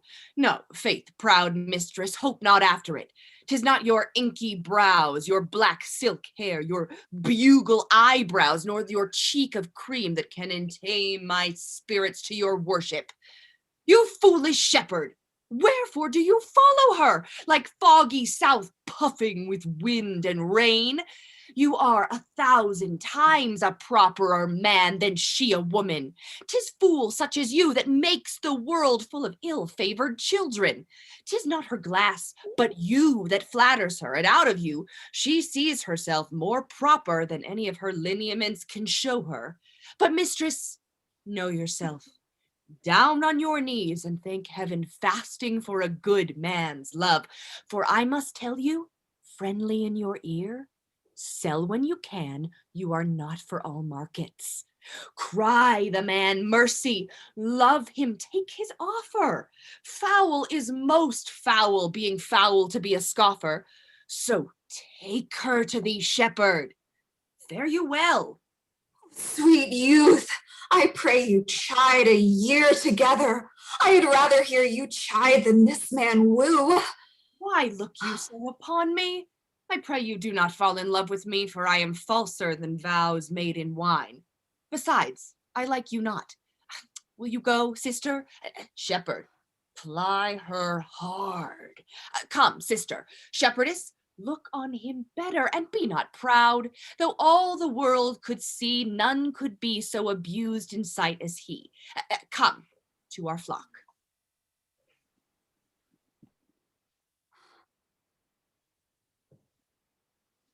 Sweet Phoebe. Oh, what sayest thou, Silvius? Sweet Phoebe, pity me. Why, I am sorry for thee, gentle Silvius. Thou hast my love, is not that neighborly? I would have you.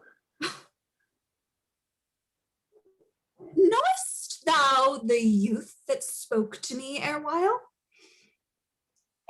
Not very well, but I have met him oft, and he hath bought the cottage and the bounds that the old Carlet was the master of. Think not I love him, though I ask for him. Oh, 'tis but a peevish boy, yet he talks well. Oh, but what care I for words? Yet words do well when he that speaks them pleases those that hear. Oh, it is a pretty youth. Not very pretty, but sure he's proud. And yet his pride becomes him. Oh, he'll make a proper man. The best thing in him is his complexion, and faster than his tongue did make offense, his eye did heal it up. He is not very tall, and yet for his years he's tall. His leg is but so-so, and yet, oh, 'tis well. Oh, there was a pretty redness in his lip, a little riper and more lusty red than that mixed in his cheek.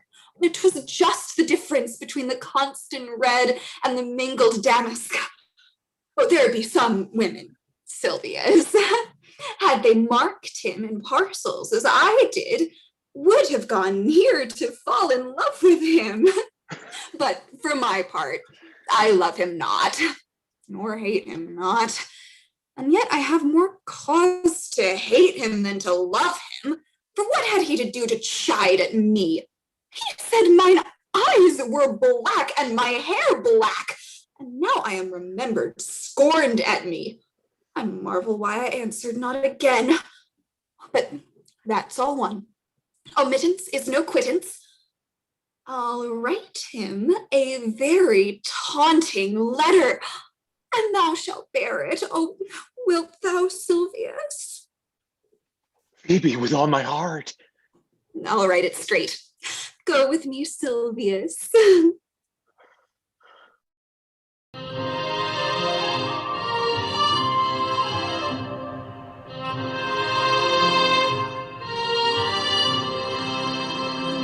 I prithee, pretty youth, let me be better acquainted with thee. They say you are a melancholy fellow. I am so. I do love it better than laughing. Those that are in extremity of either are abominable fellows and betray themselves to every modern censure worse than drunkards. Why, 'tis good to be sad and say nothing. Why then 'tis good to be a post. I have neither the scholar's melancholy, which is emulation, nor the musician's, which is fantastical, nor the courtier's, which is proud, nor the soldier's, which is ambitious, nor the lawyer's, which is politic, nor the lady's, which is nice, nor the lover's, which is all these. But it is a melancholy of mine own, compounded of many simples, extracted from many objects, and indeed the sundries contemplation of my travels, in which my often rumination wraps me in a most humorous sadness. A traveler! By my faith, you have great reason to be sad.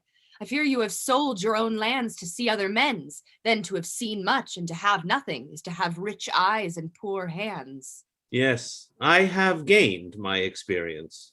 And your experience makes you sad. I had rather have a fool to make me merry than experience to make me sad, and to travel for it too. Good day and happiness, dear Rosalind. Oh, nay then, God be with you if you talk in blank verse. Ugh. Farewell, Monsieur Traveler. Why, how now, Orlando? Where have you been all this while? You a lover, and you serve me such another trick, never come in my sight more. My fair Rosalind, I come within an hour of my promise. Break an hour's promise in love. Pardon me, dear Rosalind. Nay, and you be so tardy, come no more in my sight. I had as lief be wooed of a snail. Of a snail? Ay, of a snail, for though he comes slowly, he carries his house on his head. A better jointure, I think, than you make a woman. Besides, he brings his destiny with him. What's that? Why, horns, which such as you are fain to be beholding to your wives for. But he comes armed in his fortune and prevents the slander of his wife. Virtue is no horn maker, and my Rosalind is virtuous. And I am your Rosalind. It pleases him to call you so, but he hath a Rosalind of a better leer than you. Come, woo me, for now I am in a holiday humor and like enough to consent. What would you say to me, and I were your very, very Rosalind? I would kiss before I spoke. Nay, you were better speak first, and when you were gravelled for lack of matter, you might take occasion to kiss. How if the kiss be denied? Then she puts you to entreaty, and there begins a new matter. Who could be out, being before his beloved mistress? Marry, that should you, if I were your mistress, or I should think my honesty ranker than my wit. What, of my suit? Not out of your apparel, and yet out of your suit. Am I not your Rosalind? I take some joy to say you are, because I would be talking of her. Well, in her person, I say I will not have you. Then in mine own person, I die! No, faith. Men have died from time to time, and worms have eaten them, but not for love. I would not have my right Rosalind of this mind, for I protest her frown might kill me. By this hand it will not kill a fly. But come, now I will be your Rosalind in a more coming on disposition, and ask me what you will. I will grant it. Then love me, Rosalind. Yes, faith will I. Fridays and Saturdays and all. And wilt thou have me? Aye, and 20 such. What sayest thou? Are you not good? I hope so. Why then can one desire too much of a good thing? Come, sister, you shall be the priest and marry us. Give me your hand, Orlando. What do you say, sister? Pray thee, marry us. I cannot say the words. Oh, you must begin. Will you, Orlando? Will you, Orlando, have to wife this Rosalind? I will. Aye, but when? Why now? As fast as she can marry us. Then you must say, I take thee, Rosalind, for wife. I take thee, Rosalind, for wife. I might ask you for your commission, but I do take thee, Orlando, for my husband. Now tell me how long after you have her, how long you would have her after you have possessed her. Forever and a day. Say a day without the ever. No, Orlando, men are April when they woo, December when they wed. Maids are May when they are maids, but the sky changes when they are wives. I will be more jealous of thee than a Barbary cock pigeon over his hen, more clamorous than a parrot against rain, more newfangled than an ape, more giddy in my desires than a monkey. I will weep for nothing like Diana in the fountain, and I will do that when you are disposed to be merry. I will laugh like a hyene, and that when thou art inclined to sleep. But will my Rosalind do so? By my life, she will do as I do. Oh, but she is wise. For these 2 hours, Rosalind, I will leave thee. Alas, dear love, I cannot lack thee 2 hours. I must attend the Duke at dinner. By 2 o'clock I will be with thee again. Aye, go your ways, go your ways. I knew what you would prove. My friends told me as much, and I thought no less. 2 o'clock is your hour? Aye, sweet Rosalind. By my troth, and in good earnest, and so God mend me, if you break 1 jot of your promise, or come 1 minute behind your hour, I will think you the most pathetical break promise, and the most hollow lover, and the most unworthy of her you call Rosalind. Therefore beware my censure, and keep your promise. With no less religion than if thou wert indeed my Rosalind. So adieu. Well, adieu.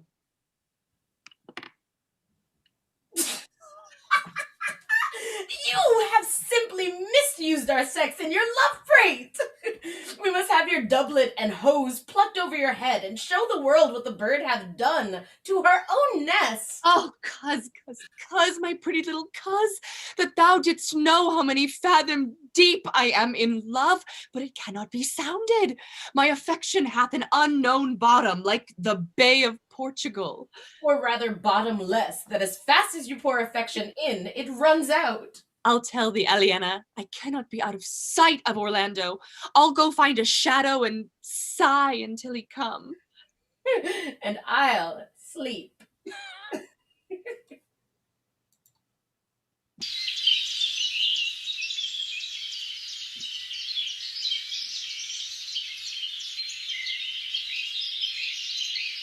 How say you now? Is it not past 2 o'clock? And here much Orlando? I warrant you, with pure love and troubled brain, he hath ta'en his bow and arrows and is gone forth to sleep.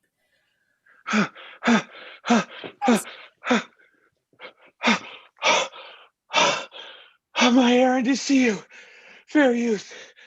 My gentle Phoebe bid me give you this. I know not its contents, but as I guess, by the stern brow and waspish action which she did use, as the writing of it bears an angry tenor. Pardon me, I am but a guiltless messenger. She says I am not fair, that I lack manners. She calls me proud, and that she could not love me, were man as rare as Phoenix. What's my will? Why writes she so to me? Huh. Well, shepherd, well. This is a letter of your own device. No, I protest, I know not the contents. Phoebe did write it. Come, you are a fool and turned into the extremity of love. I saw her hand. She has a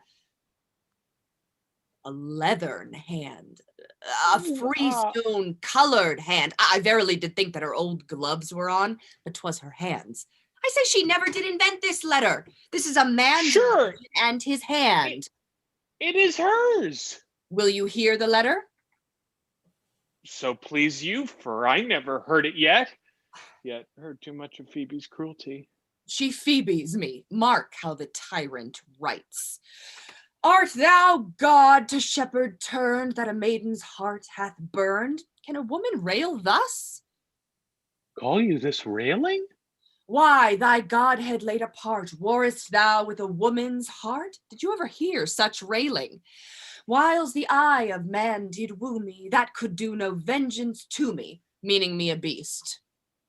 Call you this chiding? Alas, poor shepherd. Do you pity him? No, he deserves no pity. Wilt thou love such a woman? What, to make thee an instrument and play false strains upon thee, not to be endured? If you be a true lover, hence, and not a word, for here comes more company. Good morrow, fair ones. Pray you, do you know where in the purlieus of this forest stands a sheepcote fenced about with olive trees? West of this place, down in the neighbor bottom. The rank of osiers by the murmuring stream, left on your right hand, brings you to the place. But at this hour the house doth keep itself. There's none within. If that an eye may profit by a tongue, then should I know you by description, such garments and such years. The boy is fair, of female favor, and bestows himself like a ripe sister. The woman, low and browner than her brother. Are you not the owner of the house I did inquire for? It is no boast, being asked to say we are. Orlando doth commend him to you both, and to that youth he calls his Rosalind, he sends this bloody napkin. Are you he? I am. What must we understand by this? Some of my shame. If you will know of me what man I am, and how and why and where this handkerchief was stained. I pray you, tell it. When last the young Orlando parted from you, he left a promise to return again within an hour. And pacing through the forest, chewing the food of sweet and bitter fancy, lo, what befell? He threw his eye aside, and mark what object did present itself. Under an oak whose boughs were mossed with age and high-top bald with dry antiquity, a wretched, ragged man, o'ergrown with hair, lay sleeping on his back. About his neck, a green and gilded snake had wreathed itself, who with her head nimble in threats approached the opening of his mouth. But suddenly, seeing Orlando, it unlinked itself, and with indented glides did slip away into a bush, under which bush's shade, a lioness, with udders all drawn dry, lay couching, head on ground, with cat-like watch, when that the sleeping man should stir.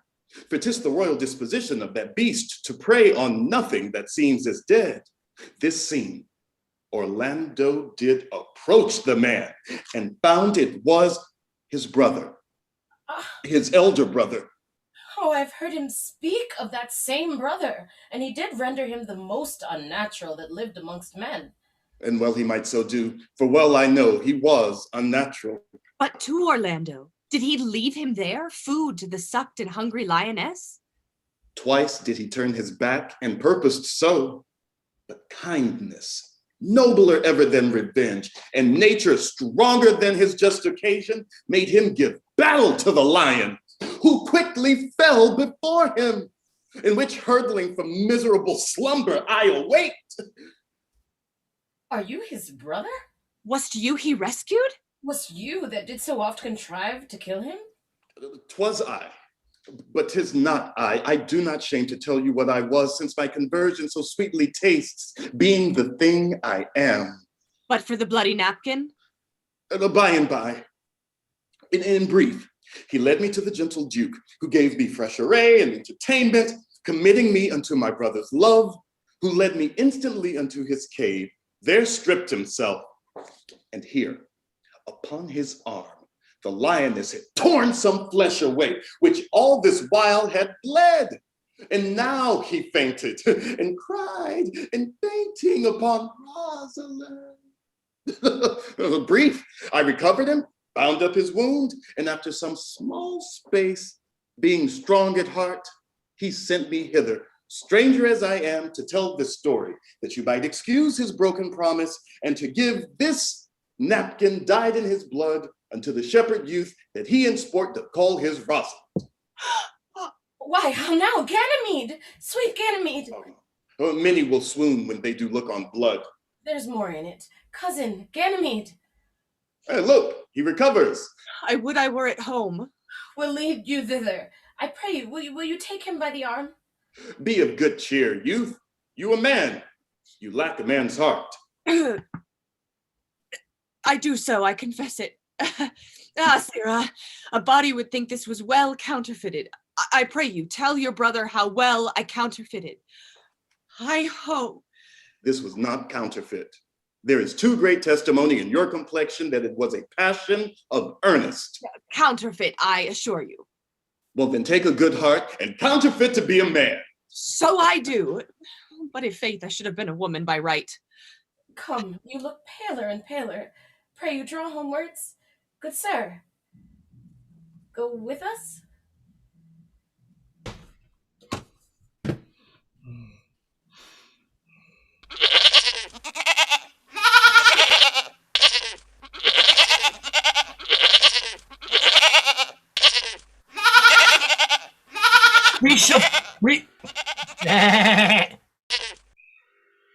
We shall find a time, Audrey. Patience, gentle Audrey. Faith, the priest was good enough. All the old gentlemen saying. Ah, a most wicked Sir Oliver, Audrey. A most vile text. But Audrey, there is a youth here in the forest lays claim to you. I know who 'tis. He hath no interest in me in the world. Here comes the man you mean. Oh, 'tis meat and drink to me to see a clown. By my troth, we that have good wits have much to answer for. We shall be flouting. We cannot hold. Good even, Audrey. Gaudy good even, William. And good even to you, sir. Good even, gentle friend. Cover thy head. Cover thy head, nay, prithee be covered. How old are you, friend? 5 and 20, sir. A ripe age. Is thy name Will I Am? William, sir. Oh, a fair name. Wast born i' the forest here? Aye, sir, I thank God. Thank God. A good answer. Art rich? Faith, sir, so-so. So-so is good. Very good. Very excellent good. And yet, it is not. It is but so-so. Art thou wise? Aye, sir, I have a pretty wit. Why, thou sayest well. I do now remember a saying, the fool doth think he is wise, but the wise man knows himself to be a fool. You do love this maid? I do, sir. Oh, give me your hand. Art thou learned? No, sir. Then learn this of me. To have is to have, for 'tis a figure in rhetoric that drink, being poured out of a cup into a glass, by filling the one, doth empty the other. Now, all your writers do consent that ipse is he. Now you, sir, are not he, for I am he. Which he, sir? He, sir, that must marry this woman. Therefore, you clown, abandon, which in the vulgar is leave, the society, which in the boorish is company, of this female, which in the common is woman, which together is abandon the society of this female, or clown, thou perishest, or to thy better understanding, diest, or to wit, I kill thee, make thee away, translate thy life into death, thy liberty into bondage. I will deal in poison with thee, or in bastinado, or in steel. I will bandy with thee in faction. I will overrun thee with policy. I will kill thee 150 ways. Therefore, tremble and depart. Do, good William. God rest you merry, sir. Our master and mistress seeks you. Come, away. Tomorrow is a joyful day, Audrey. Tomorrow will we be married. I do desire it with all my heart, and I hope it is no dishonest desire to desire to be a woman of the world. Trip, Audrey, I attend.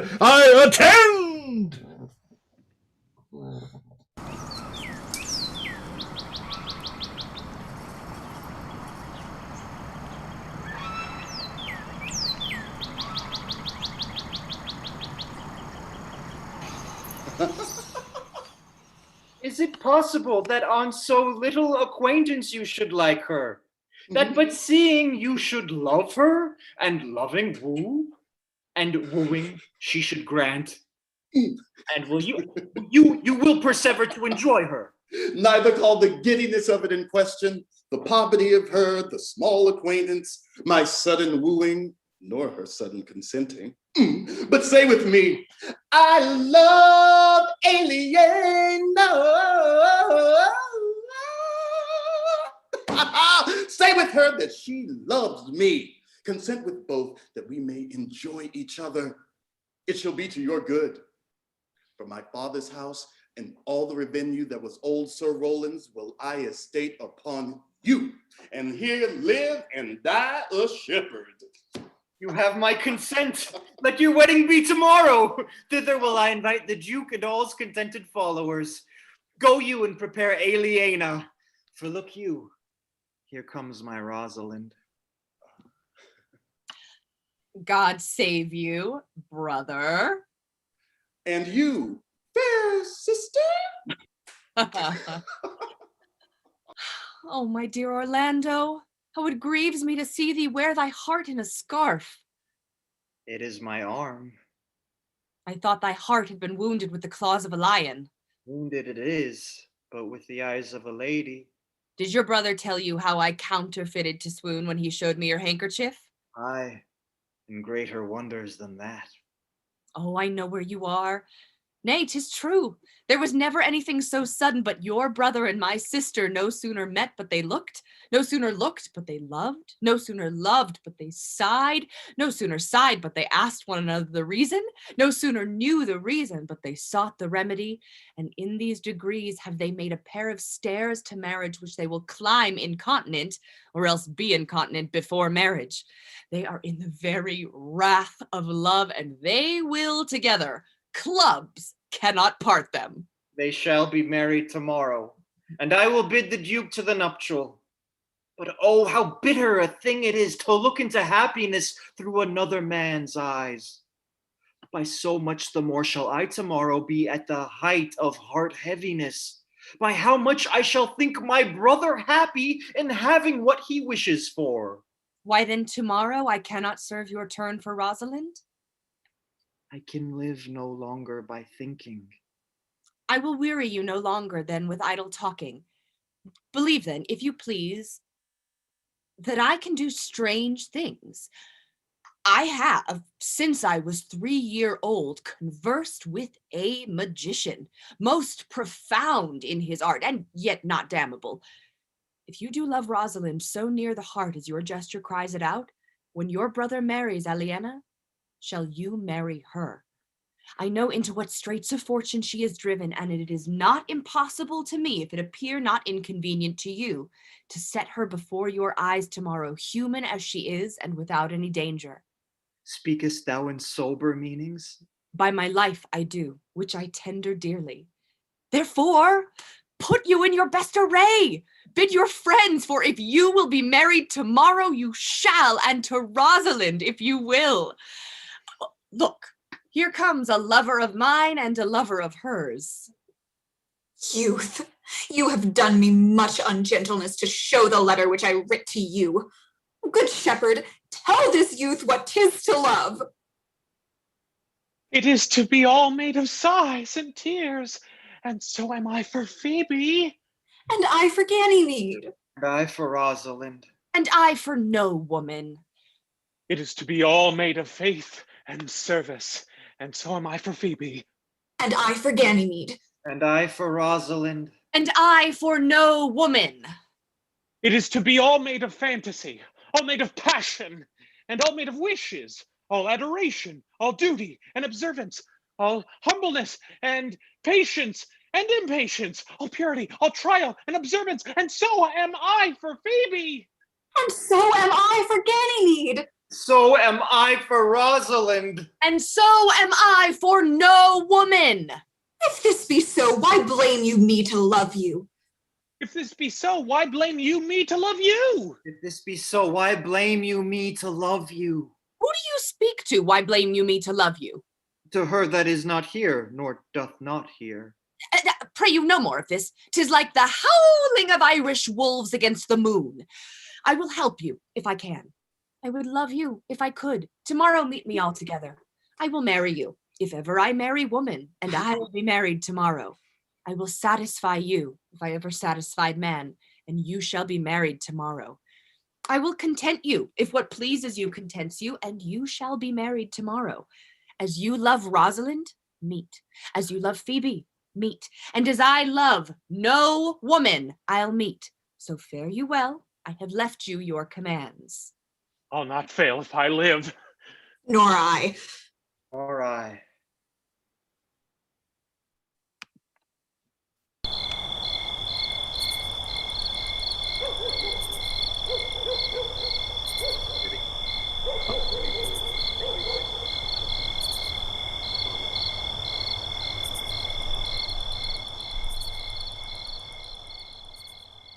Dost thou believe, Orlando, that the boy can do all this that he hath promised?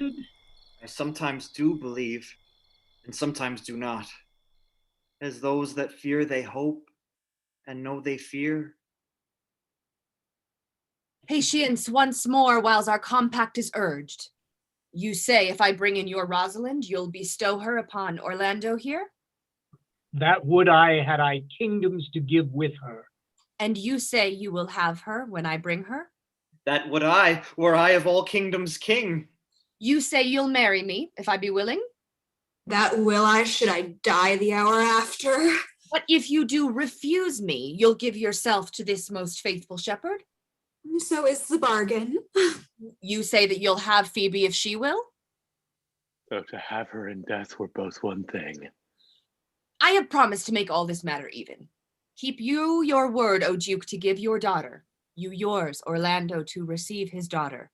Keep your word, Phoebe, that you'll marry me, or else refusing me to wed this shepherd. Keep you your word, Silvius, that you'll marry her if she refuse me. And from hence I go to make all these doubts even. I do remember in this shepherd boy some lively touches of my daughter's favor. My lord, the first time that I ever saw him, methought he was a brother to your daughter. But my good lord, this boy is forest born, and hath been tutored in the rudiments of many desperate studies by his uncle, whom he reports to be a great magician, obscured in the circle of this forest. There is sure another flood toward, and these couples are coming to the ark. Here comes a pair of very strange beasts, which in all tongues are called fools. Salutation and greeting to you all. Good my lord, bid him welcome. This is the motley-minded gentleman that I have so often met in the forest. He hath been a courtier, he swears. Oh, any man doubt that? Let him put me to my purgation. Whew. I have trod a measure. I have flattered a lady. I have been politic with my friend, smooth with my enemy, have undone 3 tailors, have had 4 quarrels, and like to have fought one. And how was that ta'en up? Oh, we met and found the quarrel was upon the 7th cause. How 7th cause? Good my lord, like this fellow. I like him very well. Oh, God yield you, sir. I desire you of the like. I press in here, sir, amongst the country copulatives, to swear and to forswear, according as marriage binds and blood breaks a poor virgin, sir. An ill-favoured thing, sir, but mine own. A poor humour of mine, sir, to take that no man else will. Rich honesty dwells like a miser, sir, in a poor house, as your pearl in your foul oyster. But for the 7th cause, how did you find the quarrel on the 7th cause? Upon a lie 7 times removed. Bear your body more seeming, Audrey! As thus, sir. I did dislike the cut of a certain courtier's beard. He sent me word if I said his beard was not cut well, he was in the mind that it was. This is called the retort courteous.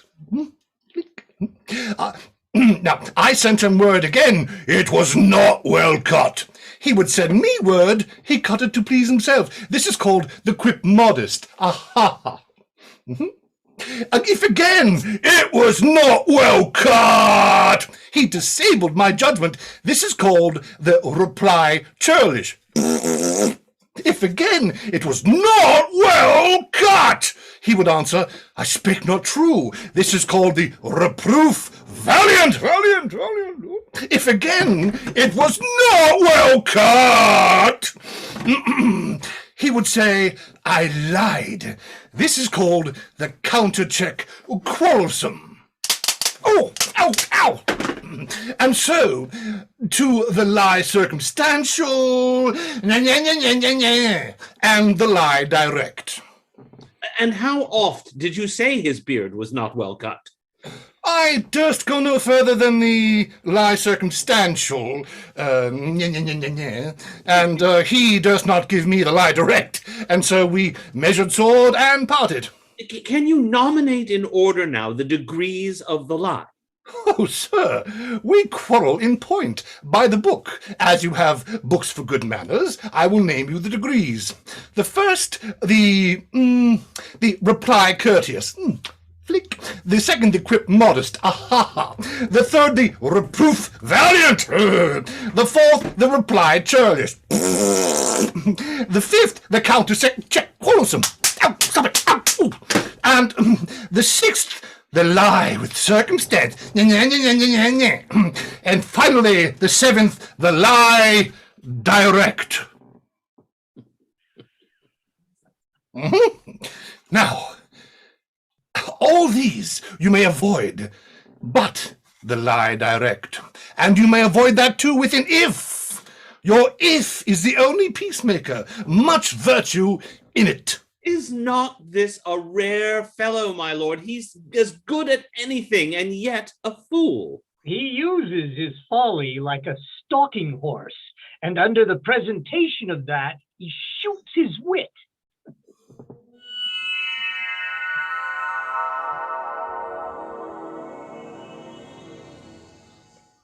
Then is there mirth in heaven, when heavenly things made even atone together.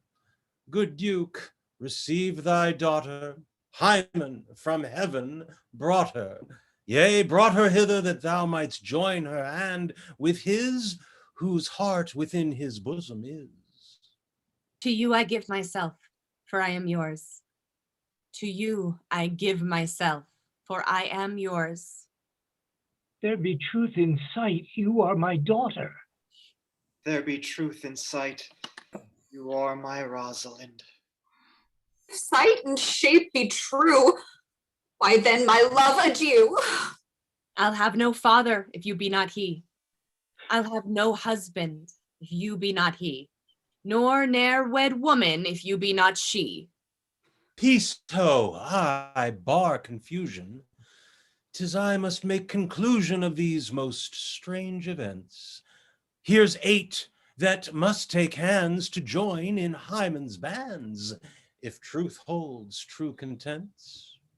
Oh, my dear niece, welcome thou art to me. Even daughter welcome in no less degree. I will not eat my word. Now thou art mine. Thy faith my fancy to thee doth combine. Let me have audience for a word or two.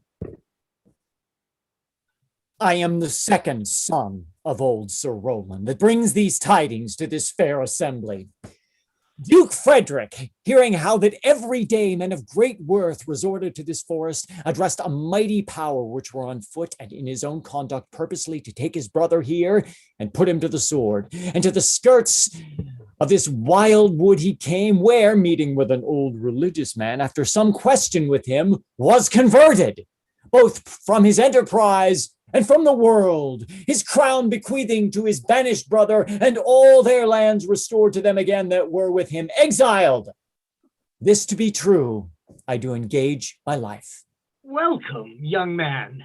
Thou offerest fairly to thy brother's wedding. To one his lands withheld, and to the other a land itself, a large and potent dukedom. Sir, by your patience, if I heard you rightly, the Duke hath put on a religious life and thrown into neglect the pompous court? He hath. To him will I. Out of these convertites there is much matter to be heard and learned. To you your former honor I bequeath, your patience and your virtue well deserves it. You to a love that your true faith doth merit, you to your land and love and great allies, you to a long and well-deserved bed, and you to wrangling, for thy loving voyage is but 2 months victualled. So to your pleasures, I am for other than for dancing measures. Stay, Jaques, stay. Oh, to see no pastime, I. What you would have, I'll stay to know at your abandoned cave. Proceed, proceed. We will begin these rites as we do trust they'll end in true delights.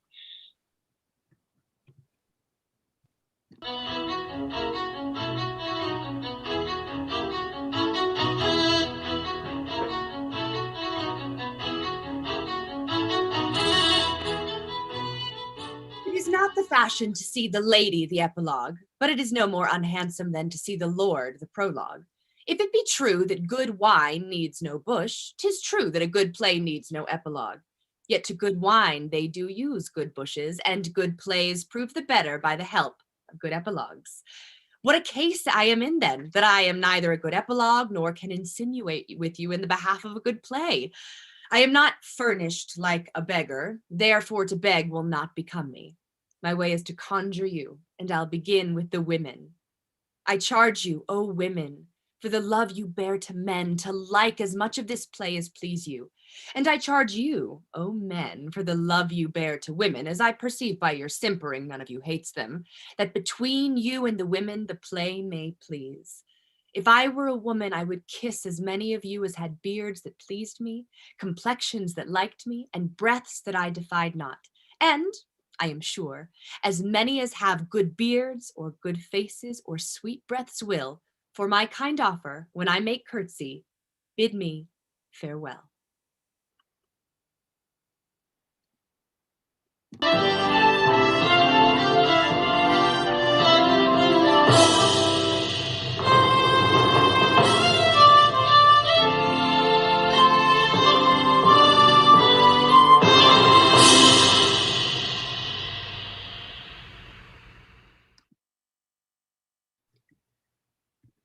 Ladies and gentlemen, thank you so much for attending the Bardcast Players live stream performance of William Shakespeare's As You Like It. If you enjoyed today's performance and would like to, we encourage you to please make a donation in our name to our favorite charities, the Actors Fund or Broadway Cares Equity Fights AIDS. You can find donation links on our website, www.thebardcastyoudick.com.